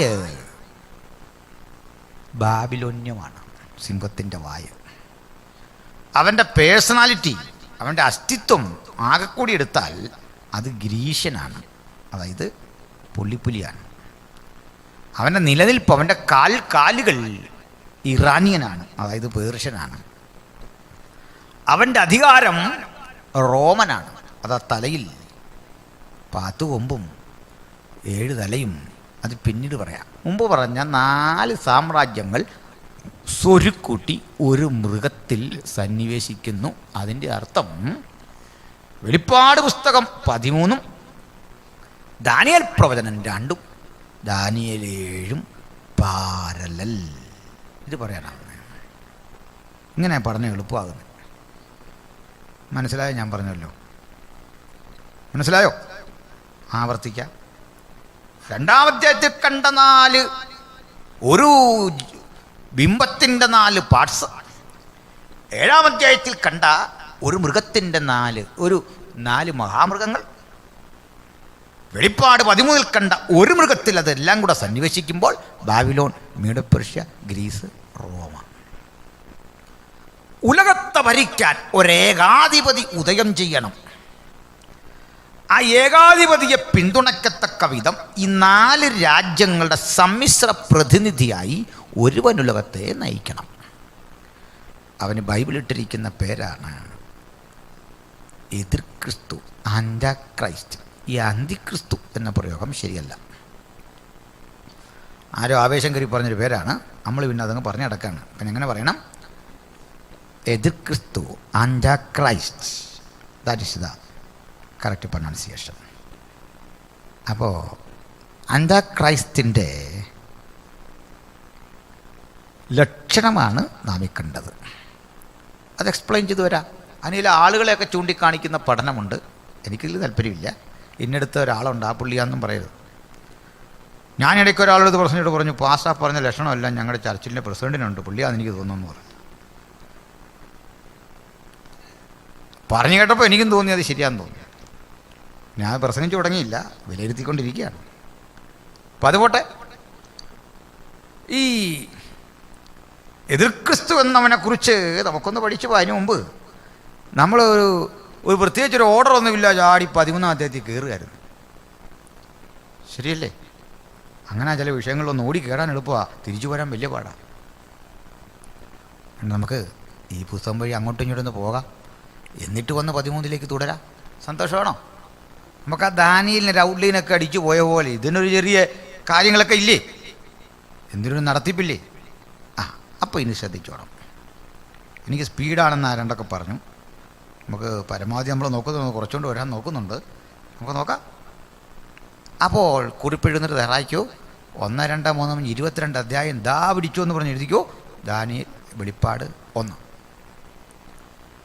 അത് 3 വരെ. വെളിപ്പാട് 1 എന്ന് പറഞ്ഞാൽ ദൈവപുരുഷനായ യോഹന്നാൻ. അത് നിങ്ങൾ ചുരുക്കെഴുതി പെട്ടെന്ന് എഴുതിക്കണം. ദൈവപുരുഷൻ എന്നൊക്കെ എഴുതി വരുമ്പോഴത്തേക്ക് കാലം പോവും. നിങ്ങളുടെ ഐഡിയക്ക് അനുസരിച്ച് എഴുതിക്കണം.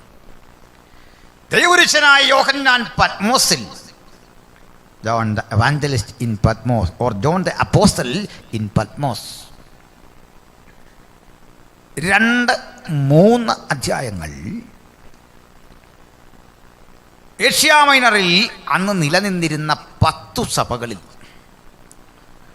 പ്രവചന പ്രാധാന്യമുള്ളൊരു കണക്ക് എന്നതനുസരിച്ച് 7 സഭകളെ തിരഞ്ഞെടുത്ത് 7 സഭകൾക്ക് നൽകുന്ന ദൈവാലോചന, or messages to the 7 churches in Asia minor. Chapter 4, തുറക്കപ്പെട്ട സ്വർഗത്തിൻ്റെ ദർശനം.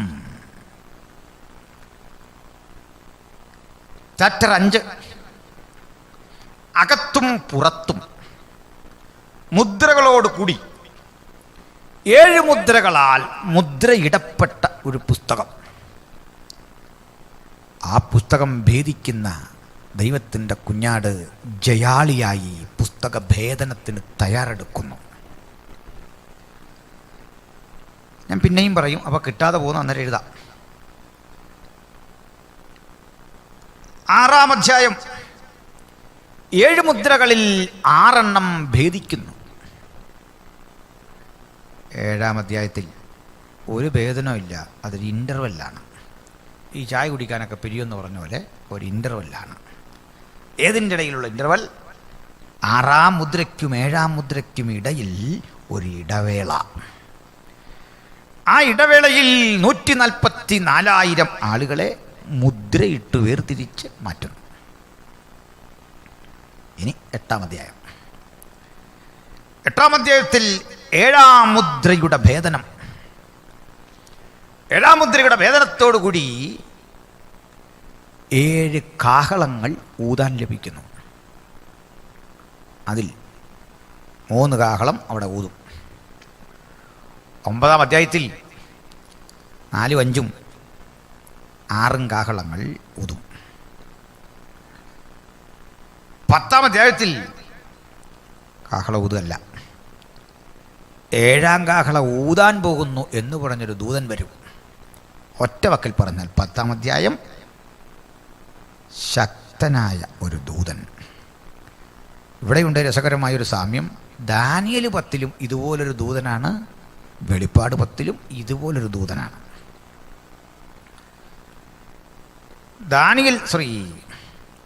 വെളിപ്പാട് 11 2 സാക്ഷികളുടെ 3.5 കൊല്ലത്തെ പ്രവചനം. വെളിപ്പാട് 12 സൂര്യനെ അണിഞ്ഞ ഒരു സ്ത്രീ. സൂര്യനെ അണിഞ്ഞ സ്ത്രീ, അവൾ ഒരു കുട്ടിയെ പ്രസവിക്കുന്നു. ആ കുട്ടിയെ വിഴുങ്ങാൻ മഹാസർപ്പം തയ്യാറെടുത്തു വരുന്നു. മഹാസർപ്പം ഒടുവിൽ സ്ത്രീയെ വിഴുങ്ങാൻ ചെല്ലുന്നു. കുട്ടി സ്വർഗത്തിലേക്ക് എടുക്കപ്പെടുന്നു. സ്ത്രീയെ 1 കാലം 2 കാലം അരക്കാലം ദൈവം മരുഭൂമിയിൽ സൂക്ഷിക്കുന്നു. അങ്ങനെ സംഭവബഹുലമായൊരു അധ്യായം 12.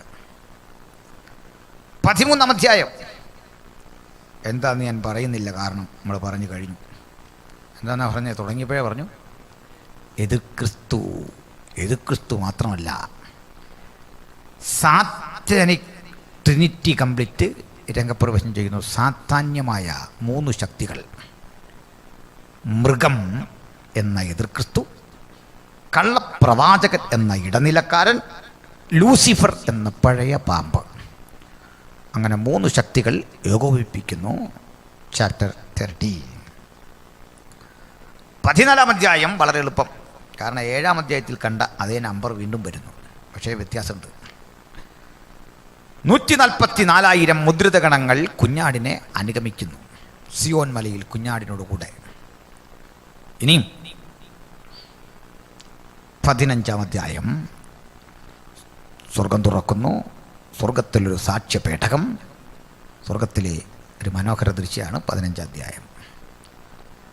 16-ാം അധ്യായം 7-ാം കാഹളം ഊതുന്നു. 7-ാം കാഹളം ഊതുന്നതോടുകൂടി 7 കലശങ്ങൾ ലഭ്യമാകുന്നു. 7 കലശങ്ങളുടെ പ്രയോഗമാണ് 16-ാം അധ്യായം. 17-ാം അധ്യായം ചാപ്റ്റർ 70 മർമ്മം മഹദിയ ബാബിലോൺ എന്ന് വെച്ചാൽ മത ബാബിലോണിൻ്റെ പതനം. 18-ാം അധ്യായം രാഷ്ട്രീയ ബാബിലോണിൻ്റെ പതനം. 19-ാം അധ്യായം ഈ രാഷ്ട്രീയ ബാബിലോണിനോട് ചേർന്ന് കമേഴ്സ്യൽ ബാബിലോണുമുണ്ട്. Political and commercial Babylon. The declined stage of commercial and political Babylon mentioned in the book of Revelation chapter 18. 3 വിധത്തിലാണ് ബാബിലോണിൻ്റെ അനാലിസിസ് പുരോഗമിക്കേണ്ടത്. 19-ാം അധ്യായം കുഞ്ഞാടിൻ്റെ കല്യാണം.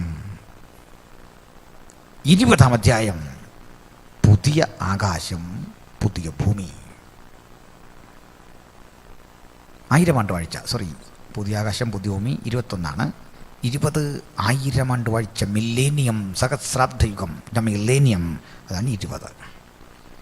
21 പുതുവാന ഭൂമി, പുതിയ ആകാശം പുതിയ ഭൂമി. 22-ാം അധ്യായം സകലത്തിൻ്റെയും സമാപ്തി. അന്ന് എന്നേക്കുമുള്ള ഗന്ധക തീപ്പൊയ്ക, സാത്താന്യ ശക്തികളുടെ അന്തിമ പരാജയം, ദൈവമക്കൾക്ക് കർത്താവിനായി അലങ്കരിച്ച മണവാട്ടിയെപ്പോലെ ലഭിക്കുന്ന പുതിയ യെരൂശലേം എന്ന മഹാനഗരം, നിത്യത. അതൊക്കെയാണ് 22-ാം അധ്യായം. അപ്പോൾ ഞാനൊന്ന് ആവർത്തിക്കുന്നു, ശ്രദ്ധിക്കണം. 1-ാം അധ്യായം യോഹന്നാൻ പത്മോസിൽ, 2-3 അധ്യായം 7 സഭകൾ, 4-ാം അധ്യായം തുറക്കപ്പെട്ട സ്വർഗം, 5-ാം അധ്യായം അകത്തും പുറത്തും 7 മുദ്രകൾ കൂടിയ മുദ്രയിടപ്പെട്ട പുസ്തകം, 4-ാം അധ്യായം 4 പറയണ്ടേ, 5 പറയണ്ടേ, 6-ാം അധ്യായം 6 മുദ്രകളുടെ ഭേദനം, 7-ാം അധ്യായം 6-ാം മുദ്രയ്ക്കും 7-ാം മുദ്രയ്ക്കും ഇടയ്ക്ക് ഒരു ഇടവേള, 144,000 വാതിലുകളെ മുദ്രയിട്ട് മാറ്റുന്നു, 8-ാം അധ്യായം 7-ാം മുദ്ര ഭേദിക്കുന്നു, അപ്പോൾ 7 കാഹളങ്ങൾ ലഭിക്കുന്നു, ആ കാഹളങ്ങൾ ഉപയോഗിച്ചു തുടങ്ങുന്നു, പറയാം. ദെൻ 9-ാം അധ്യായം അവസാനത്തെ 2 കാഹളങ്ങൾ, 6 കാഹളങ്ങൾ. 10-ാം അധ്യായം ബലവാനായൊരു ദൂതൻ, ശക്തനായൊരു ദൂതൻ്റെ രംഗപ്രവേശം. 11-ാം അധ്യായം 2 സാക്ഷികളുടെ 3.5 കൊല്ലത്തെ പ്രവചനം. 13-ാം അധ്യായം എതിർ ക്രിസ്തു, അവൻ്റെ 3 വിധ പ്രകടനങ്ങൾ. അതിൽ പറയാം. 12 സൂര്യനെ അണിഞ്ഞൊരു സ്ത്രീ, അവൾക്ക് ഒരു കുട്ടി, ആ കുട്ടിയെ വിഴുങ്ങാൻ മഹാസർപ്പം ശ്രമിക്കുന്നു. അതാണ് 13-ാം അധ്യായം എതിർ ക്രിസ്തു, മൃഗം അഥവാ അധർമ്മമൂർത്തി, കള്ളപ്രവാചകൻ, ലൂസിഫർ, ഇവ 3 കൂടുന്ന സാത്താന്യമായ യൂണിയൻ. 666 അതേ അധ്യായത്തിലാണ് വിന്യസിക്കപ്പെടുന്നത്, ഇൻട്രൊഡ്യൂസ് ചെയ്യപ്പെടുന്നത്. 14-ാം അധ്യായം കുഞ്ഞാടിനോട് 144,000 ആളുകൾ സിയോൻ മലയിൽ. 15-ാം അധ്യായം വീണ്ടും സ്വർഗീയ ദർശനം, ദൈവത്തിൻ്റെ കൂടാരം, ദൈവത്തിൻ്റെ മനോഹരമായ പെട്ടകം അവിടെ നിലകൊള്ളുന്നു, ഇടിയും മിന്നലും നാദവും പുറപ്പെടുന്ന ദൃശ്യങ്ങൾ. 16-ാം അധ്യായം 7-ാം കാഹളത്തിൻ്റെ ധ്വനിയോടുകൂടി 7 കലശങ്ങൾ വിന്യസിക്കപ്പെടുന്നു. 17-ാം അധ്യായം മഹദിയാം ബാബിലോൺ, അർത്ഥാൽ മതബാബിലോണിൻ്റെ തകർച്ച. 18-ാം അധ്യായം രാഷ്ട്രീയ വാണിജ്യ ബാബിലോണുകളുടെ തകർച്ച. 19-ാം അധ്യായം കുഞ്ഞാടിൻ്റെ കല്യാണം. 20-ാം അധ്യായം 1000 ആണ്ട് വാഴ്ച. 21-ാം അധ്യായം പുതിയ ആകാശം പുതിയ ഭൂമി. 22 നിത്യത, പുതിയ ഋഷലേം, നിത്യനരകം, മനുഷ്യരാശിക്കുള്ള ദൈവത്തിൻ്റെ ന്യായവിധിയും രക്ഷിതഗണത്തിനുള്ള അനുഗ്രഹങ്ങളും ഒക്കെയാണ് വിവരിക്കപ്പെടുന്നത്. ഏതെങ്കിലും അധ്യായം അറിയണമെങ്കിൽ ഒന്ന് ചോദിച്ചാൽ ഞാൻ ആവർത്തിക്കാം. എല്ലാം വന്നോ? അപ്പോൾ 13-ലേക്ക് നമ്മൾ അങ്ങനെ വന്നു. അപ്പോൾ നമുക്ക് ചില അധ്യായങ്ങൾ വിട്ടിട്ട് പോകുന്നതല്ല, ഇത് കോ റിലേറ്റഡ് ആണ്, കമ്പാറ്റീവ് സ്റ്റഡി അല്ലെ, വിഷയം നമ്മുടെ ഉള്ളിൽ കിടക്കില്ല.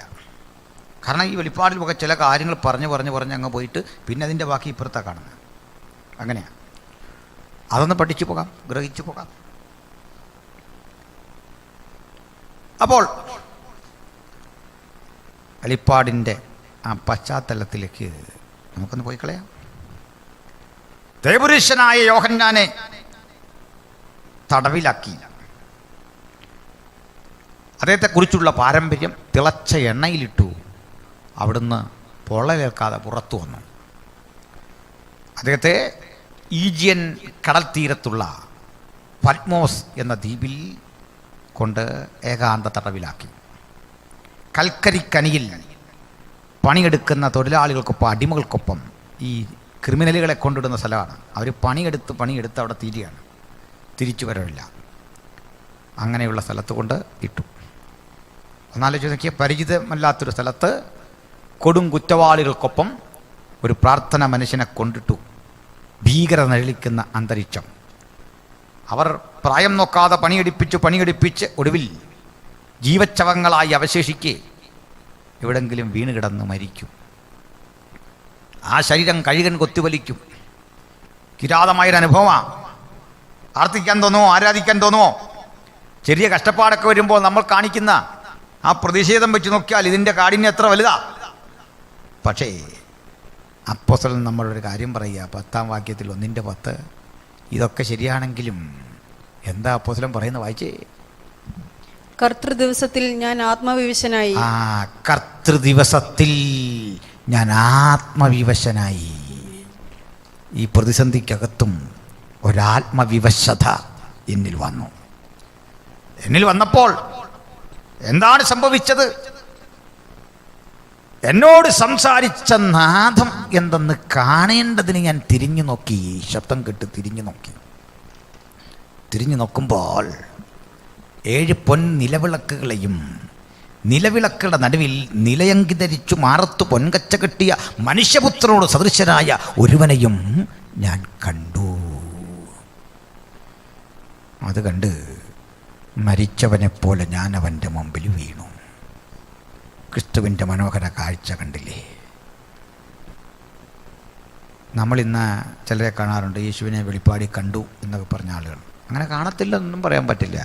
ദൈവം അങ്ങനെ ചിലപ്പോൾ ചിലർക്ക് വേണ്ടി അങ്ങനെ വന്നിട്ടുണ്ടാകും. അതിന് ഞാൻ സ്വപ്നത്തിലൊന്നും യേശുവിനെ കണ്ടിട്ടില്ല. നിങ്ങളാരെങ്കിലും കണ്ടിട്ടുണ്ടെങ്കിൽ അത് പറഞ്ഞു തരണം. നമുക്കതിനകത്ത് ബുദ്ധിമുട്ടുമില്ല. അങ്ങനെ കാണത്തില്ലെന്ന് പറയാൻ പറ്റില്ലല്ലോ. കാണാം. ഞാൻ കണ്ടിട്ടില്ല, അതേ പറഞ്ഞാൽ മതി. അപ്പോൾ ഈ കണ്ടിട്ടുണ്ട് എന്ന് പറയുന്ന ആളുകളോട് നമ്മൾ കുറച്ചു നേരം സംസാരിച്ച് കഴിഞ്ഞാൽ മനസ്സിലായി ഇവർ കണ്ടിട്ടുള്ളത് യേശുവിനെ അല്ല, മറ്റേ ഡാവിഞ്ചി വരച്ച താടിക്കാരനെ കണ്ട കാര്യം ഇവർ പറയുന്നത്.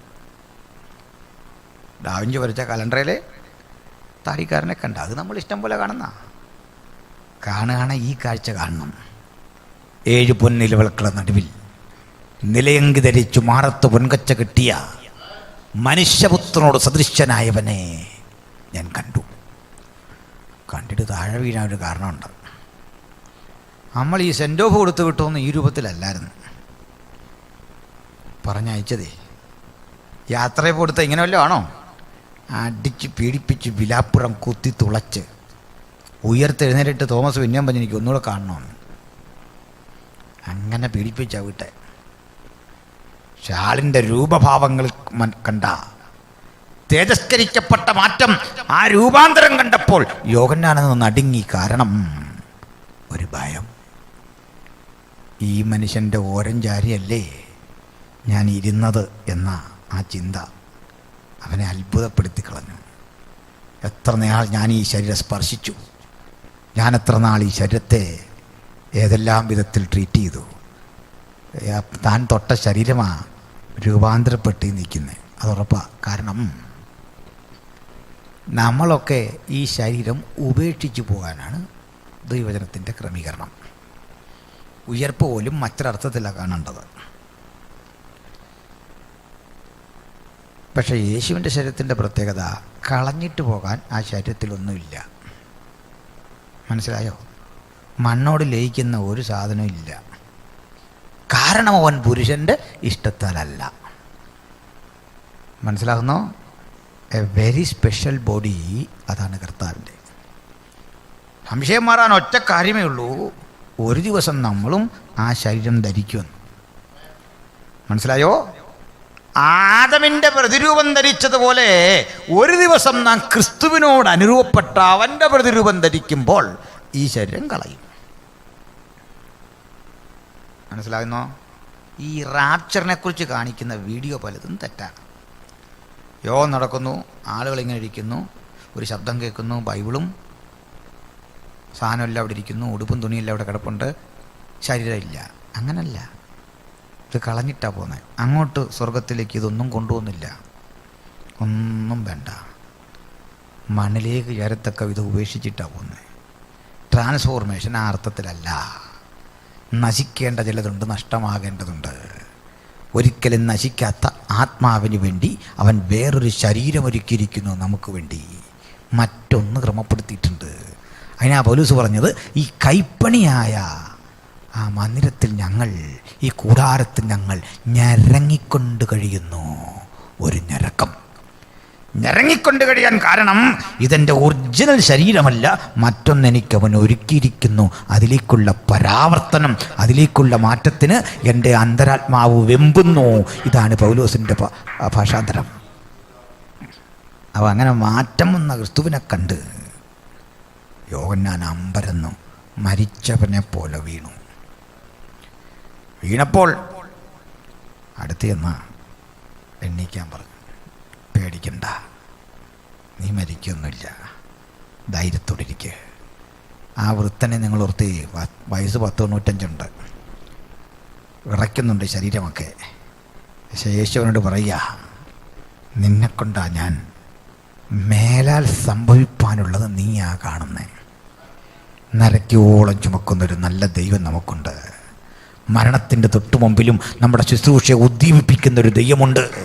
സകലരും എഴുതിത്തള്ളുമ്പോഴും എന്നെ വേണമെന്ന് ചിന്തിക്കുന്ന ഒരു ദൈവമുണ്ട്. ആർക്കും വേണ്ടാതെ വരുമ്പോഴും എൻ്റെ ദൈവത്തിന് എന്നെ വേണമെന്നുള്ള ബോധമാണ് ഈ ഭൂമിയിൽ ജീവിക്കാനും അവനോടൊപ്പം പറന്നു കയറാനും ഒരുപോലെ നമ്മെ പ്രേരിപ്പിക്കേണ്ട ഘടകം. ഹല്ലേലൂയ. ചുരുക്കത്തിൽ ഇതാ ചാപ്റ്റർ 1 എത്ര അനുഗ്രഹിക്കപ്പെട്ടൊരു അധ്യായമാണ്. നമ്മളതിൻ്റെ ഉള്ളടക്കം പറഞ്ഞു പോയതേ ഉള്ളൂ. അവിടെ ഒത്തിരി നേരം തങ്ങാൻ നമുക്ക് നേരമില്ല. മനോഹരമായ ഒരധ്യായം.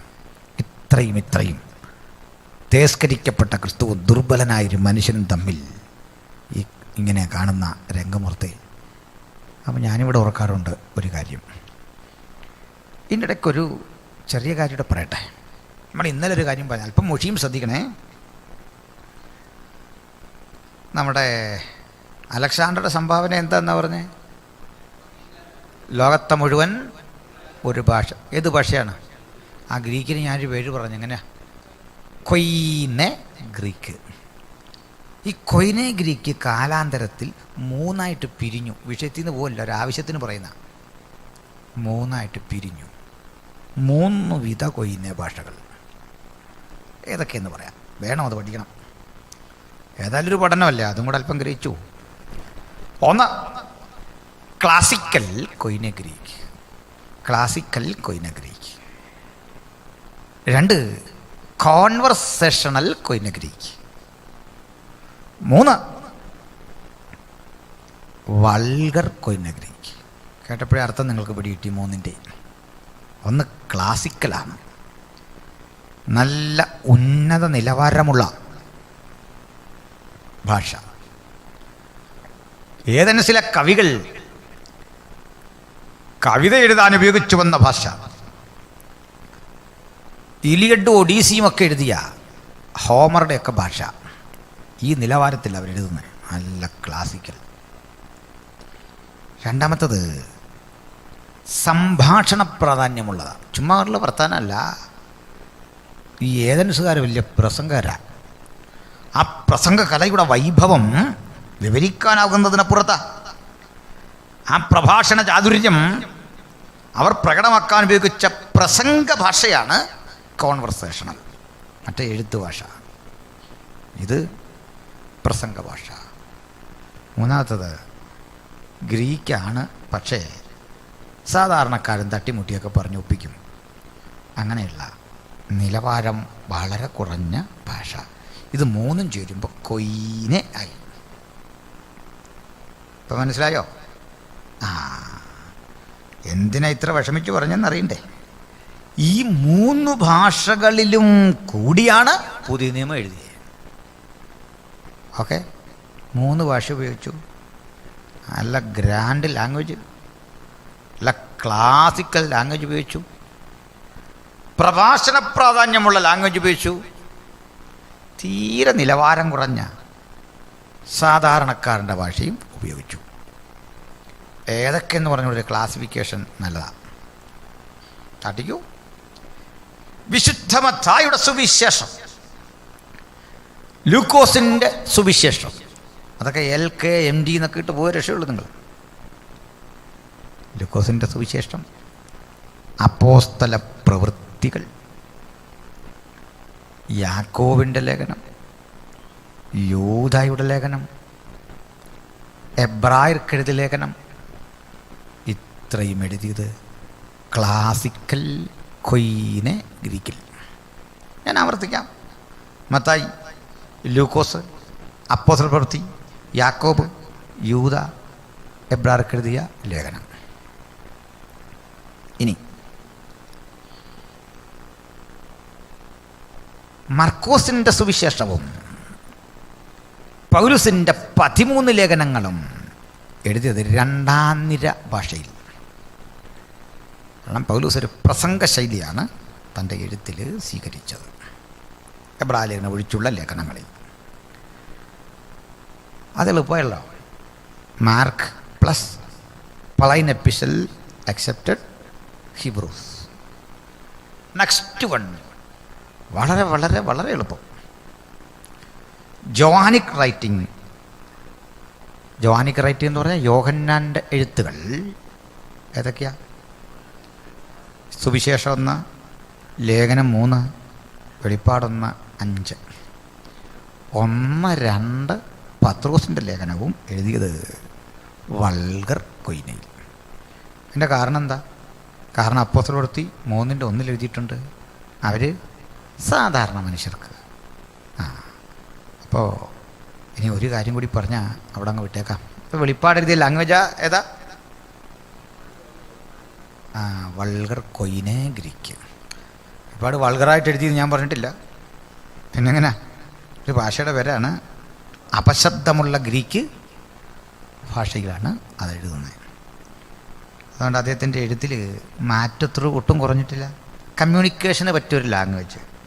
പക്ഷേ എൻ്റെ സന്തോഷം, ഇത് വല്ലതും പൗലോസിൻ്റെ കൊടുത്തിരുന്നേ എങ്ങനെ എഴുതിയെന്നെ അപ്പോൾ മനസ്സിലാവുമായിരുന്നോ? എന്നാലോചിച്ച് നോക്കി. ഈ പൗലോസിനെ കുറിച്ചുള്ള നമ്മുടെ വലിയൊരു കംപ്ലൈൻ്റ് ഉണ്ട് എനിക്ക്. ആശാൻ ഈ ഫുൾ സ്റ്റോപ്പ് ഇടാൻ അറിയത്തില്ല. അവൻ്റെ കൃപയുടെ ആത്യന്ത മഹിമാ ധനത്തിൻ്റെ എന്നൊക്കെ പറഞ്ഞൊരു പോക്ക് പോയാൽ എത്ര നേരം കഴിഞ്ഞാൽ നമുക്കൊന്ന് മനസ്സിലാകും. എൻ്റെ മാത്രം പരാതിയല്ല. പത്രോസും പറഞ്ഞു അദ്ദേഹം എഴുതിയത് സാമാന്യ മനുഷ്യർക്ക് പിടികിട്ടുന്നില്ല. അങ്ങനല്ലേ? ഞാൻ പോളിൻ്റെ വലിയ ഒരു കാര്യങ്ങളെ ഇഷ്ടപ്പെടുന്ന ഒരാൾ തന്നെയാണ്. പക്ഷെ പോളിനെക്കുറിച്ചുള്ള നമ്മുടെ പ്രശ്നം തന്നെയല്ല, പുള്ളി എഴുതിയത് ക്ലാസിക്കലല്ല, അല്പം നിലവാരം കുറച്ചാ, എന്നിട്ട് പിടികിട്ടുന്നില്ല. ക്ലാസിക്കൽ എഴുതിയിരുന്ന നമ്മൾ ചുറ്റിപ്പോയനെ. Super language. ഇതെല്ലാം പറഞ്ഞിട്ട് കക്ഷി പറയാ ഞാൻ വാക്സാമർത്ഥ്യമുള്ളവൻ അല്ലെന്ന്. നന്നായി, അതുകൊണ്ട് ജീവിക്കാൻ പറ്റുമോ നമുക്ക്? എഴുതി അങ്ങ് പോവാണ്. അത് പൗലോസിൻ്റെ കുഴപ്പമല്ല. യേശുവിൻ്റെ അതിനോടുള്ള സ്നേഹത്തെക്കുറിച്ച് അങ്ങോട്ട് പറഞ്ഞ് വിശദീകരിച്ച് പോയാൽ നിർത്താൻ തോന്നുന്നില്ല. നമ്മുടെ കൂട്ടൊന്നുമല്ല.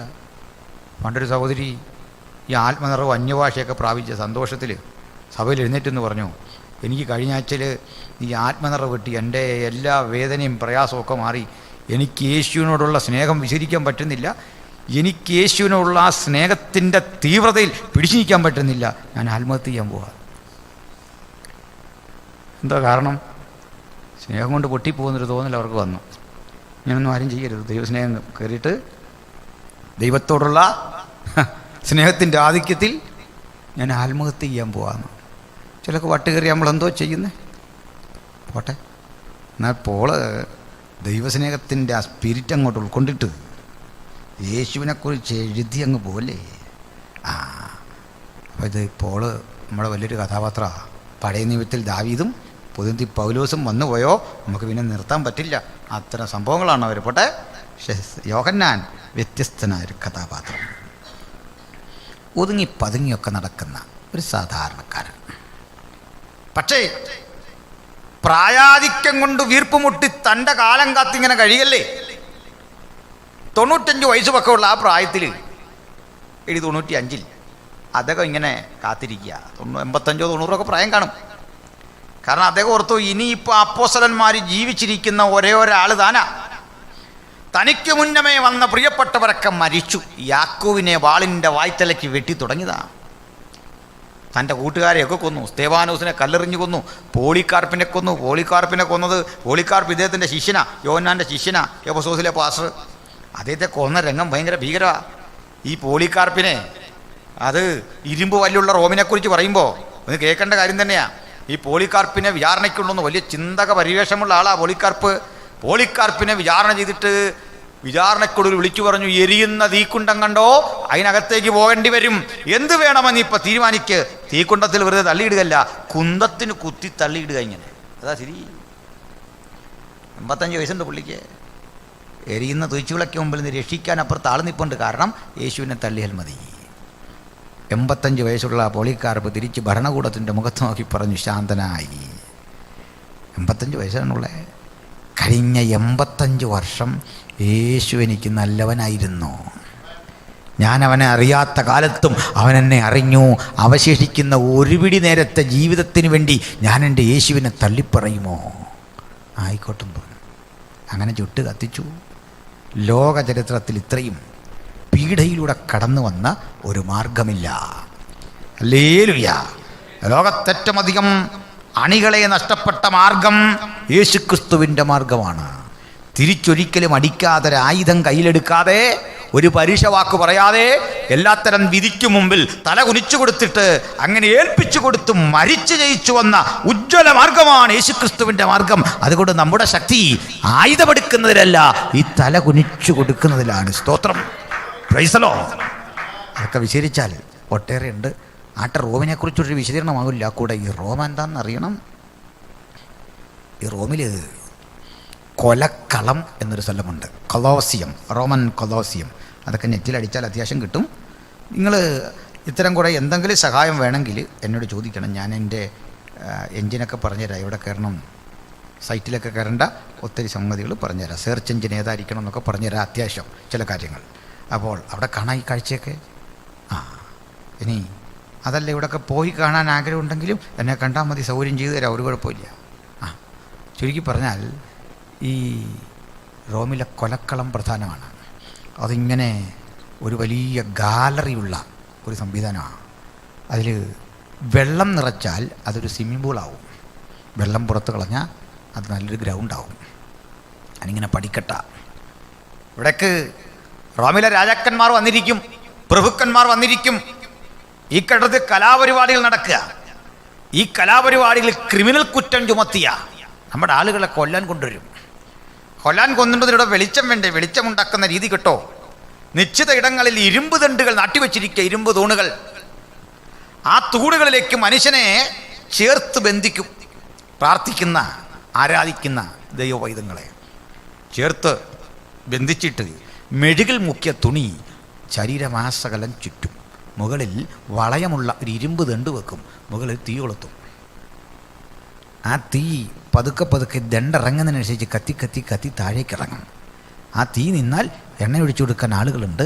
കുറേ കഴിയുമ്പോഴേക്ക് മനുഷ്യ ശരീരത്തിലെ കൊഴുപ്പും ഇതും കൂടെ ഒരുമിച്ച് നിന്ന് കത്തി കത്തി ഒരു തീപ്പന്തം ഇങ്ങനെ ആടുന്ന കാഴ്ച പോലെ അങ്ങനെ അലച്ച് നൂറുകണക്കിന് ആളുകളെ നിരത്തി നിർത്തി ഈ വെളിച്ചത്തിലാണ് രാത്രിയുള്ള കലാപ്രകടനങ്ങൾ അവരാസ്വദിക്കുന്നത്.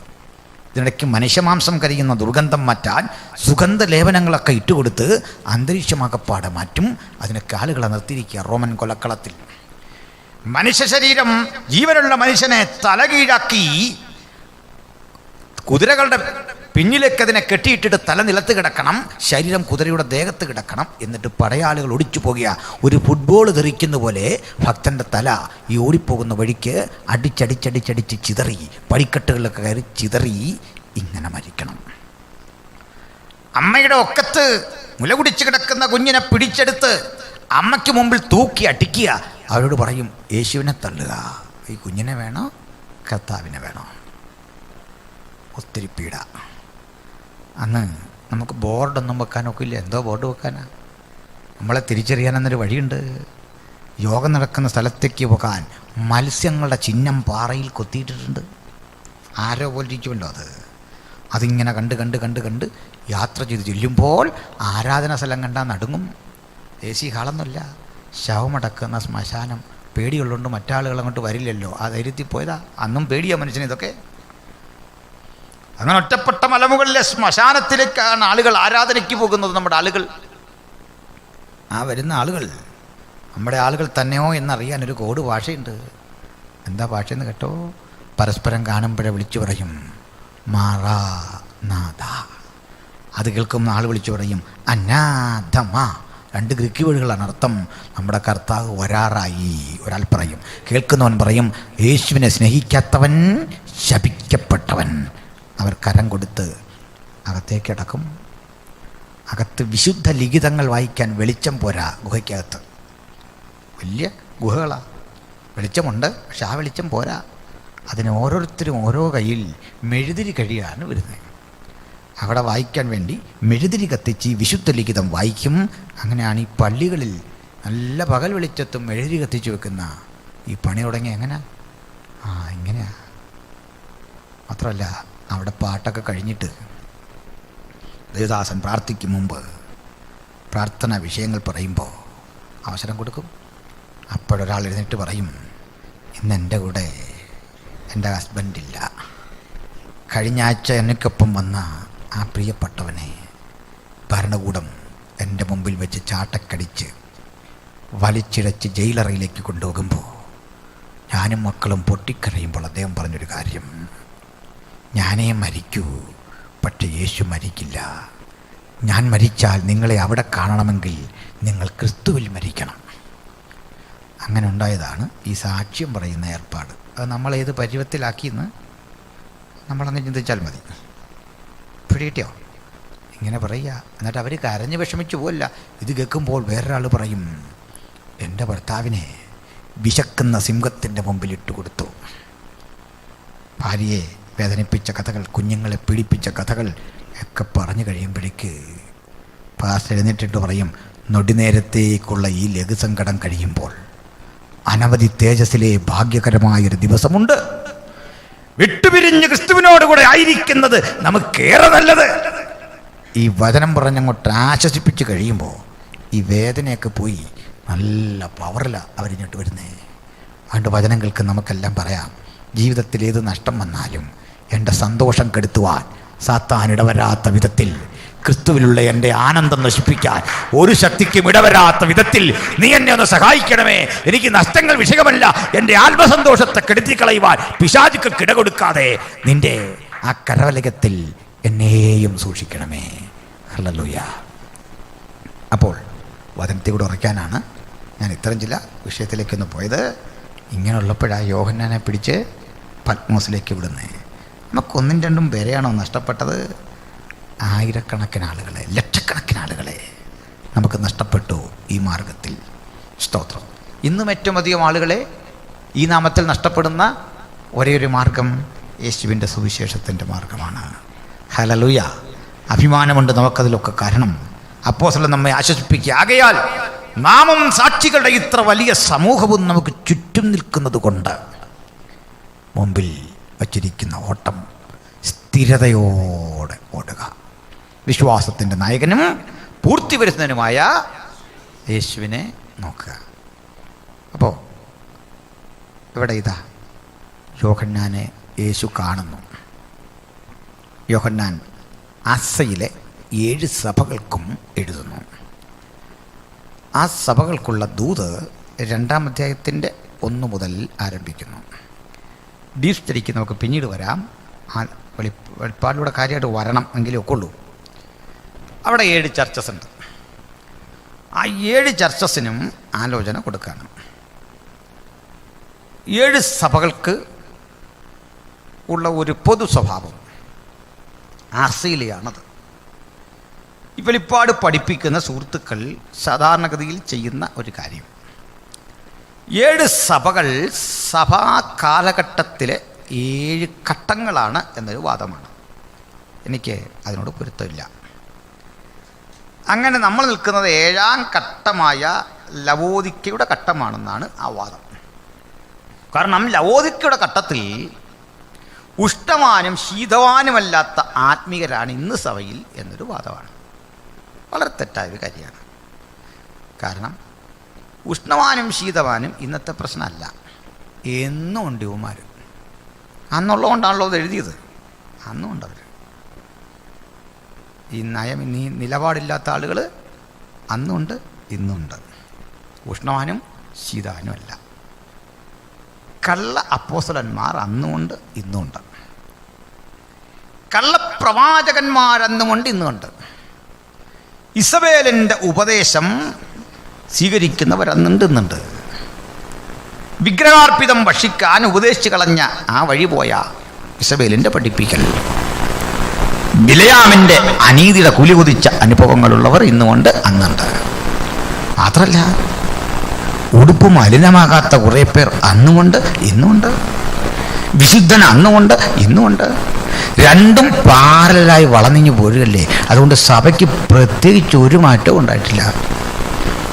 ചൊല്ലി നമ്മളെ പറഞ്ഞങ്ങ് ക്ഷീണിപ്പിക്കുക. ഈ കാലത്തിലെ സഭ ഏറ്റവും മോശപ്പെട്ടൊരു സഭയാണ്. അങ്ങനല്ലത്, തെറ്റിദ്ധരിക്കല്ലേ. ഫസ്റ്റ് സെഞ്ചുറി മുതൽ ഇതുവരെയുള്ള ചർച്ച് ഒറ്റ പാറ്റേണിൽ പോരുകയാണ്.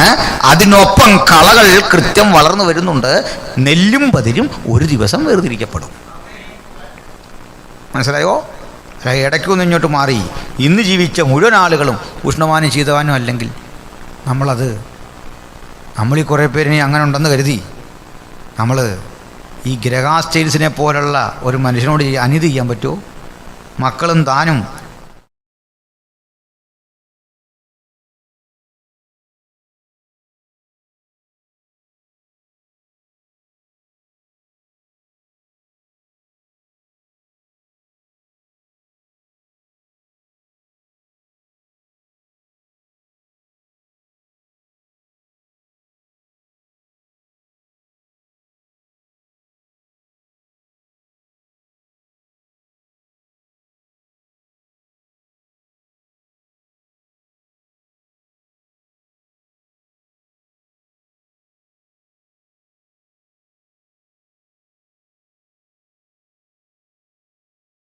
ക്രിസ്തുവിൻ്റെ സഭയ്ക്ക് ഒരു കോട്ടവുമില്ലാതെ ആ സഭ ഇങ്ങ് പോരുന്നുണ്ടെന്ന്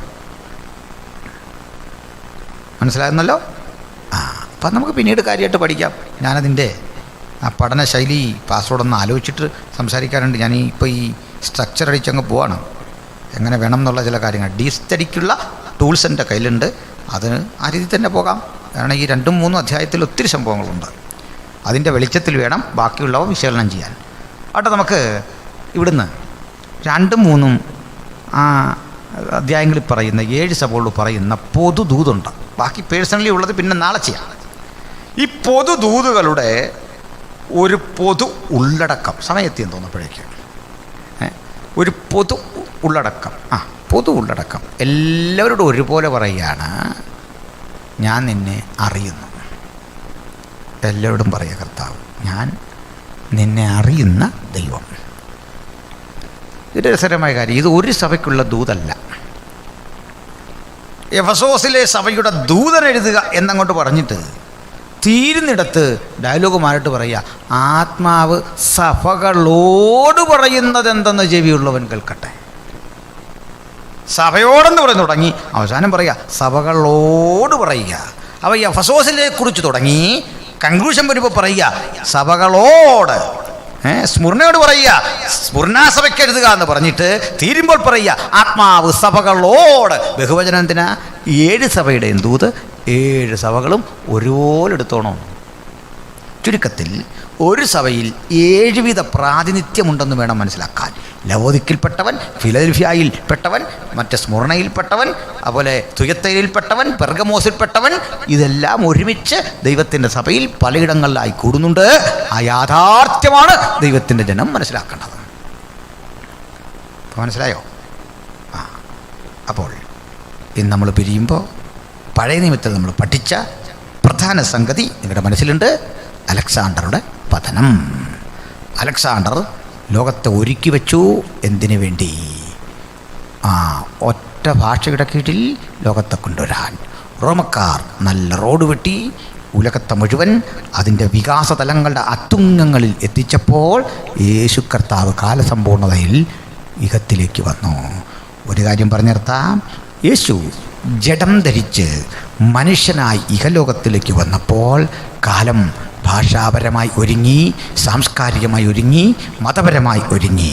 നിങ്ങൾ ഇന്ന് സസൂക്ഷ്മം ലോകത്തിലേക്ക് നോക്ക്, ഒരു കാഴ്ച കാണാം. ലോകം ഒരു ഭാഷയ്ക്ക് കീഴിൽ, ഉലകം മുഴുവൻ ഒരു ഭാഷയ്ക്ക് കീഴിൽ, ലോകത്ത് കിടയറ്റ റോഡുകൾ, നല്ല യാത്രാ സൗകര്യങ്ങൾ, ഓരോയിടത്തും എയർപോർട്ടുകൾ, മനുഷ്യന് ഏറ്റവും വേഗത്തിലുള്ള ടെലികമ്മ്യൂണിക്കേഷൻ സൗകര്യങ്ങൾ. ഇതെന്തിനെ സൂചിപ്പിക്കുന്നു?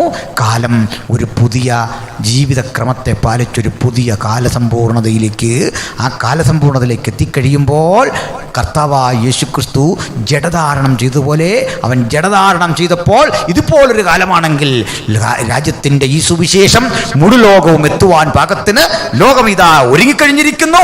അതിൻ്റെ മൂർധന്യഘട്ടത്തിൽ നമുക്കൊരു കാഴ്ച കാണാം. നമ്മുടെ കർത്താവ് ഇഹലോകത്തിലേക്ക് വരാൻ സമയം ഏറ്റവും സമാഗതമായിരിക്കുന്നു. അതുകൊണ്ട് യേശു വരാറായി എന്ന ആ ഉറപ്പ് നമ്മുടെ എല്ലാ ഹൃദയത്തിലിരിക്കട്ടെ.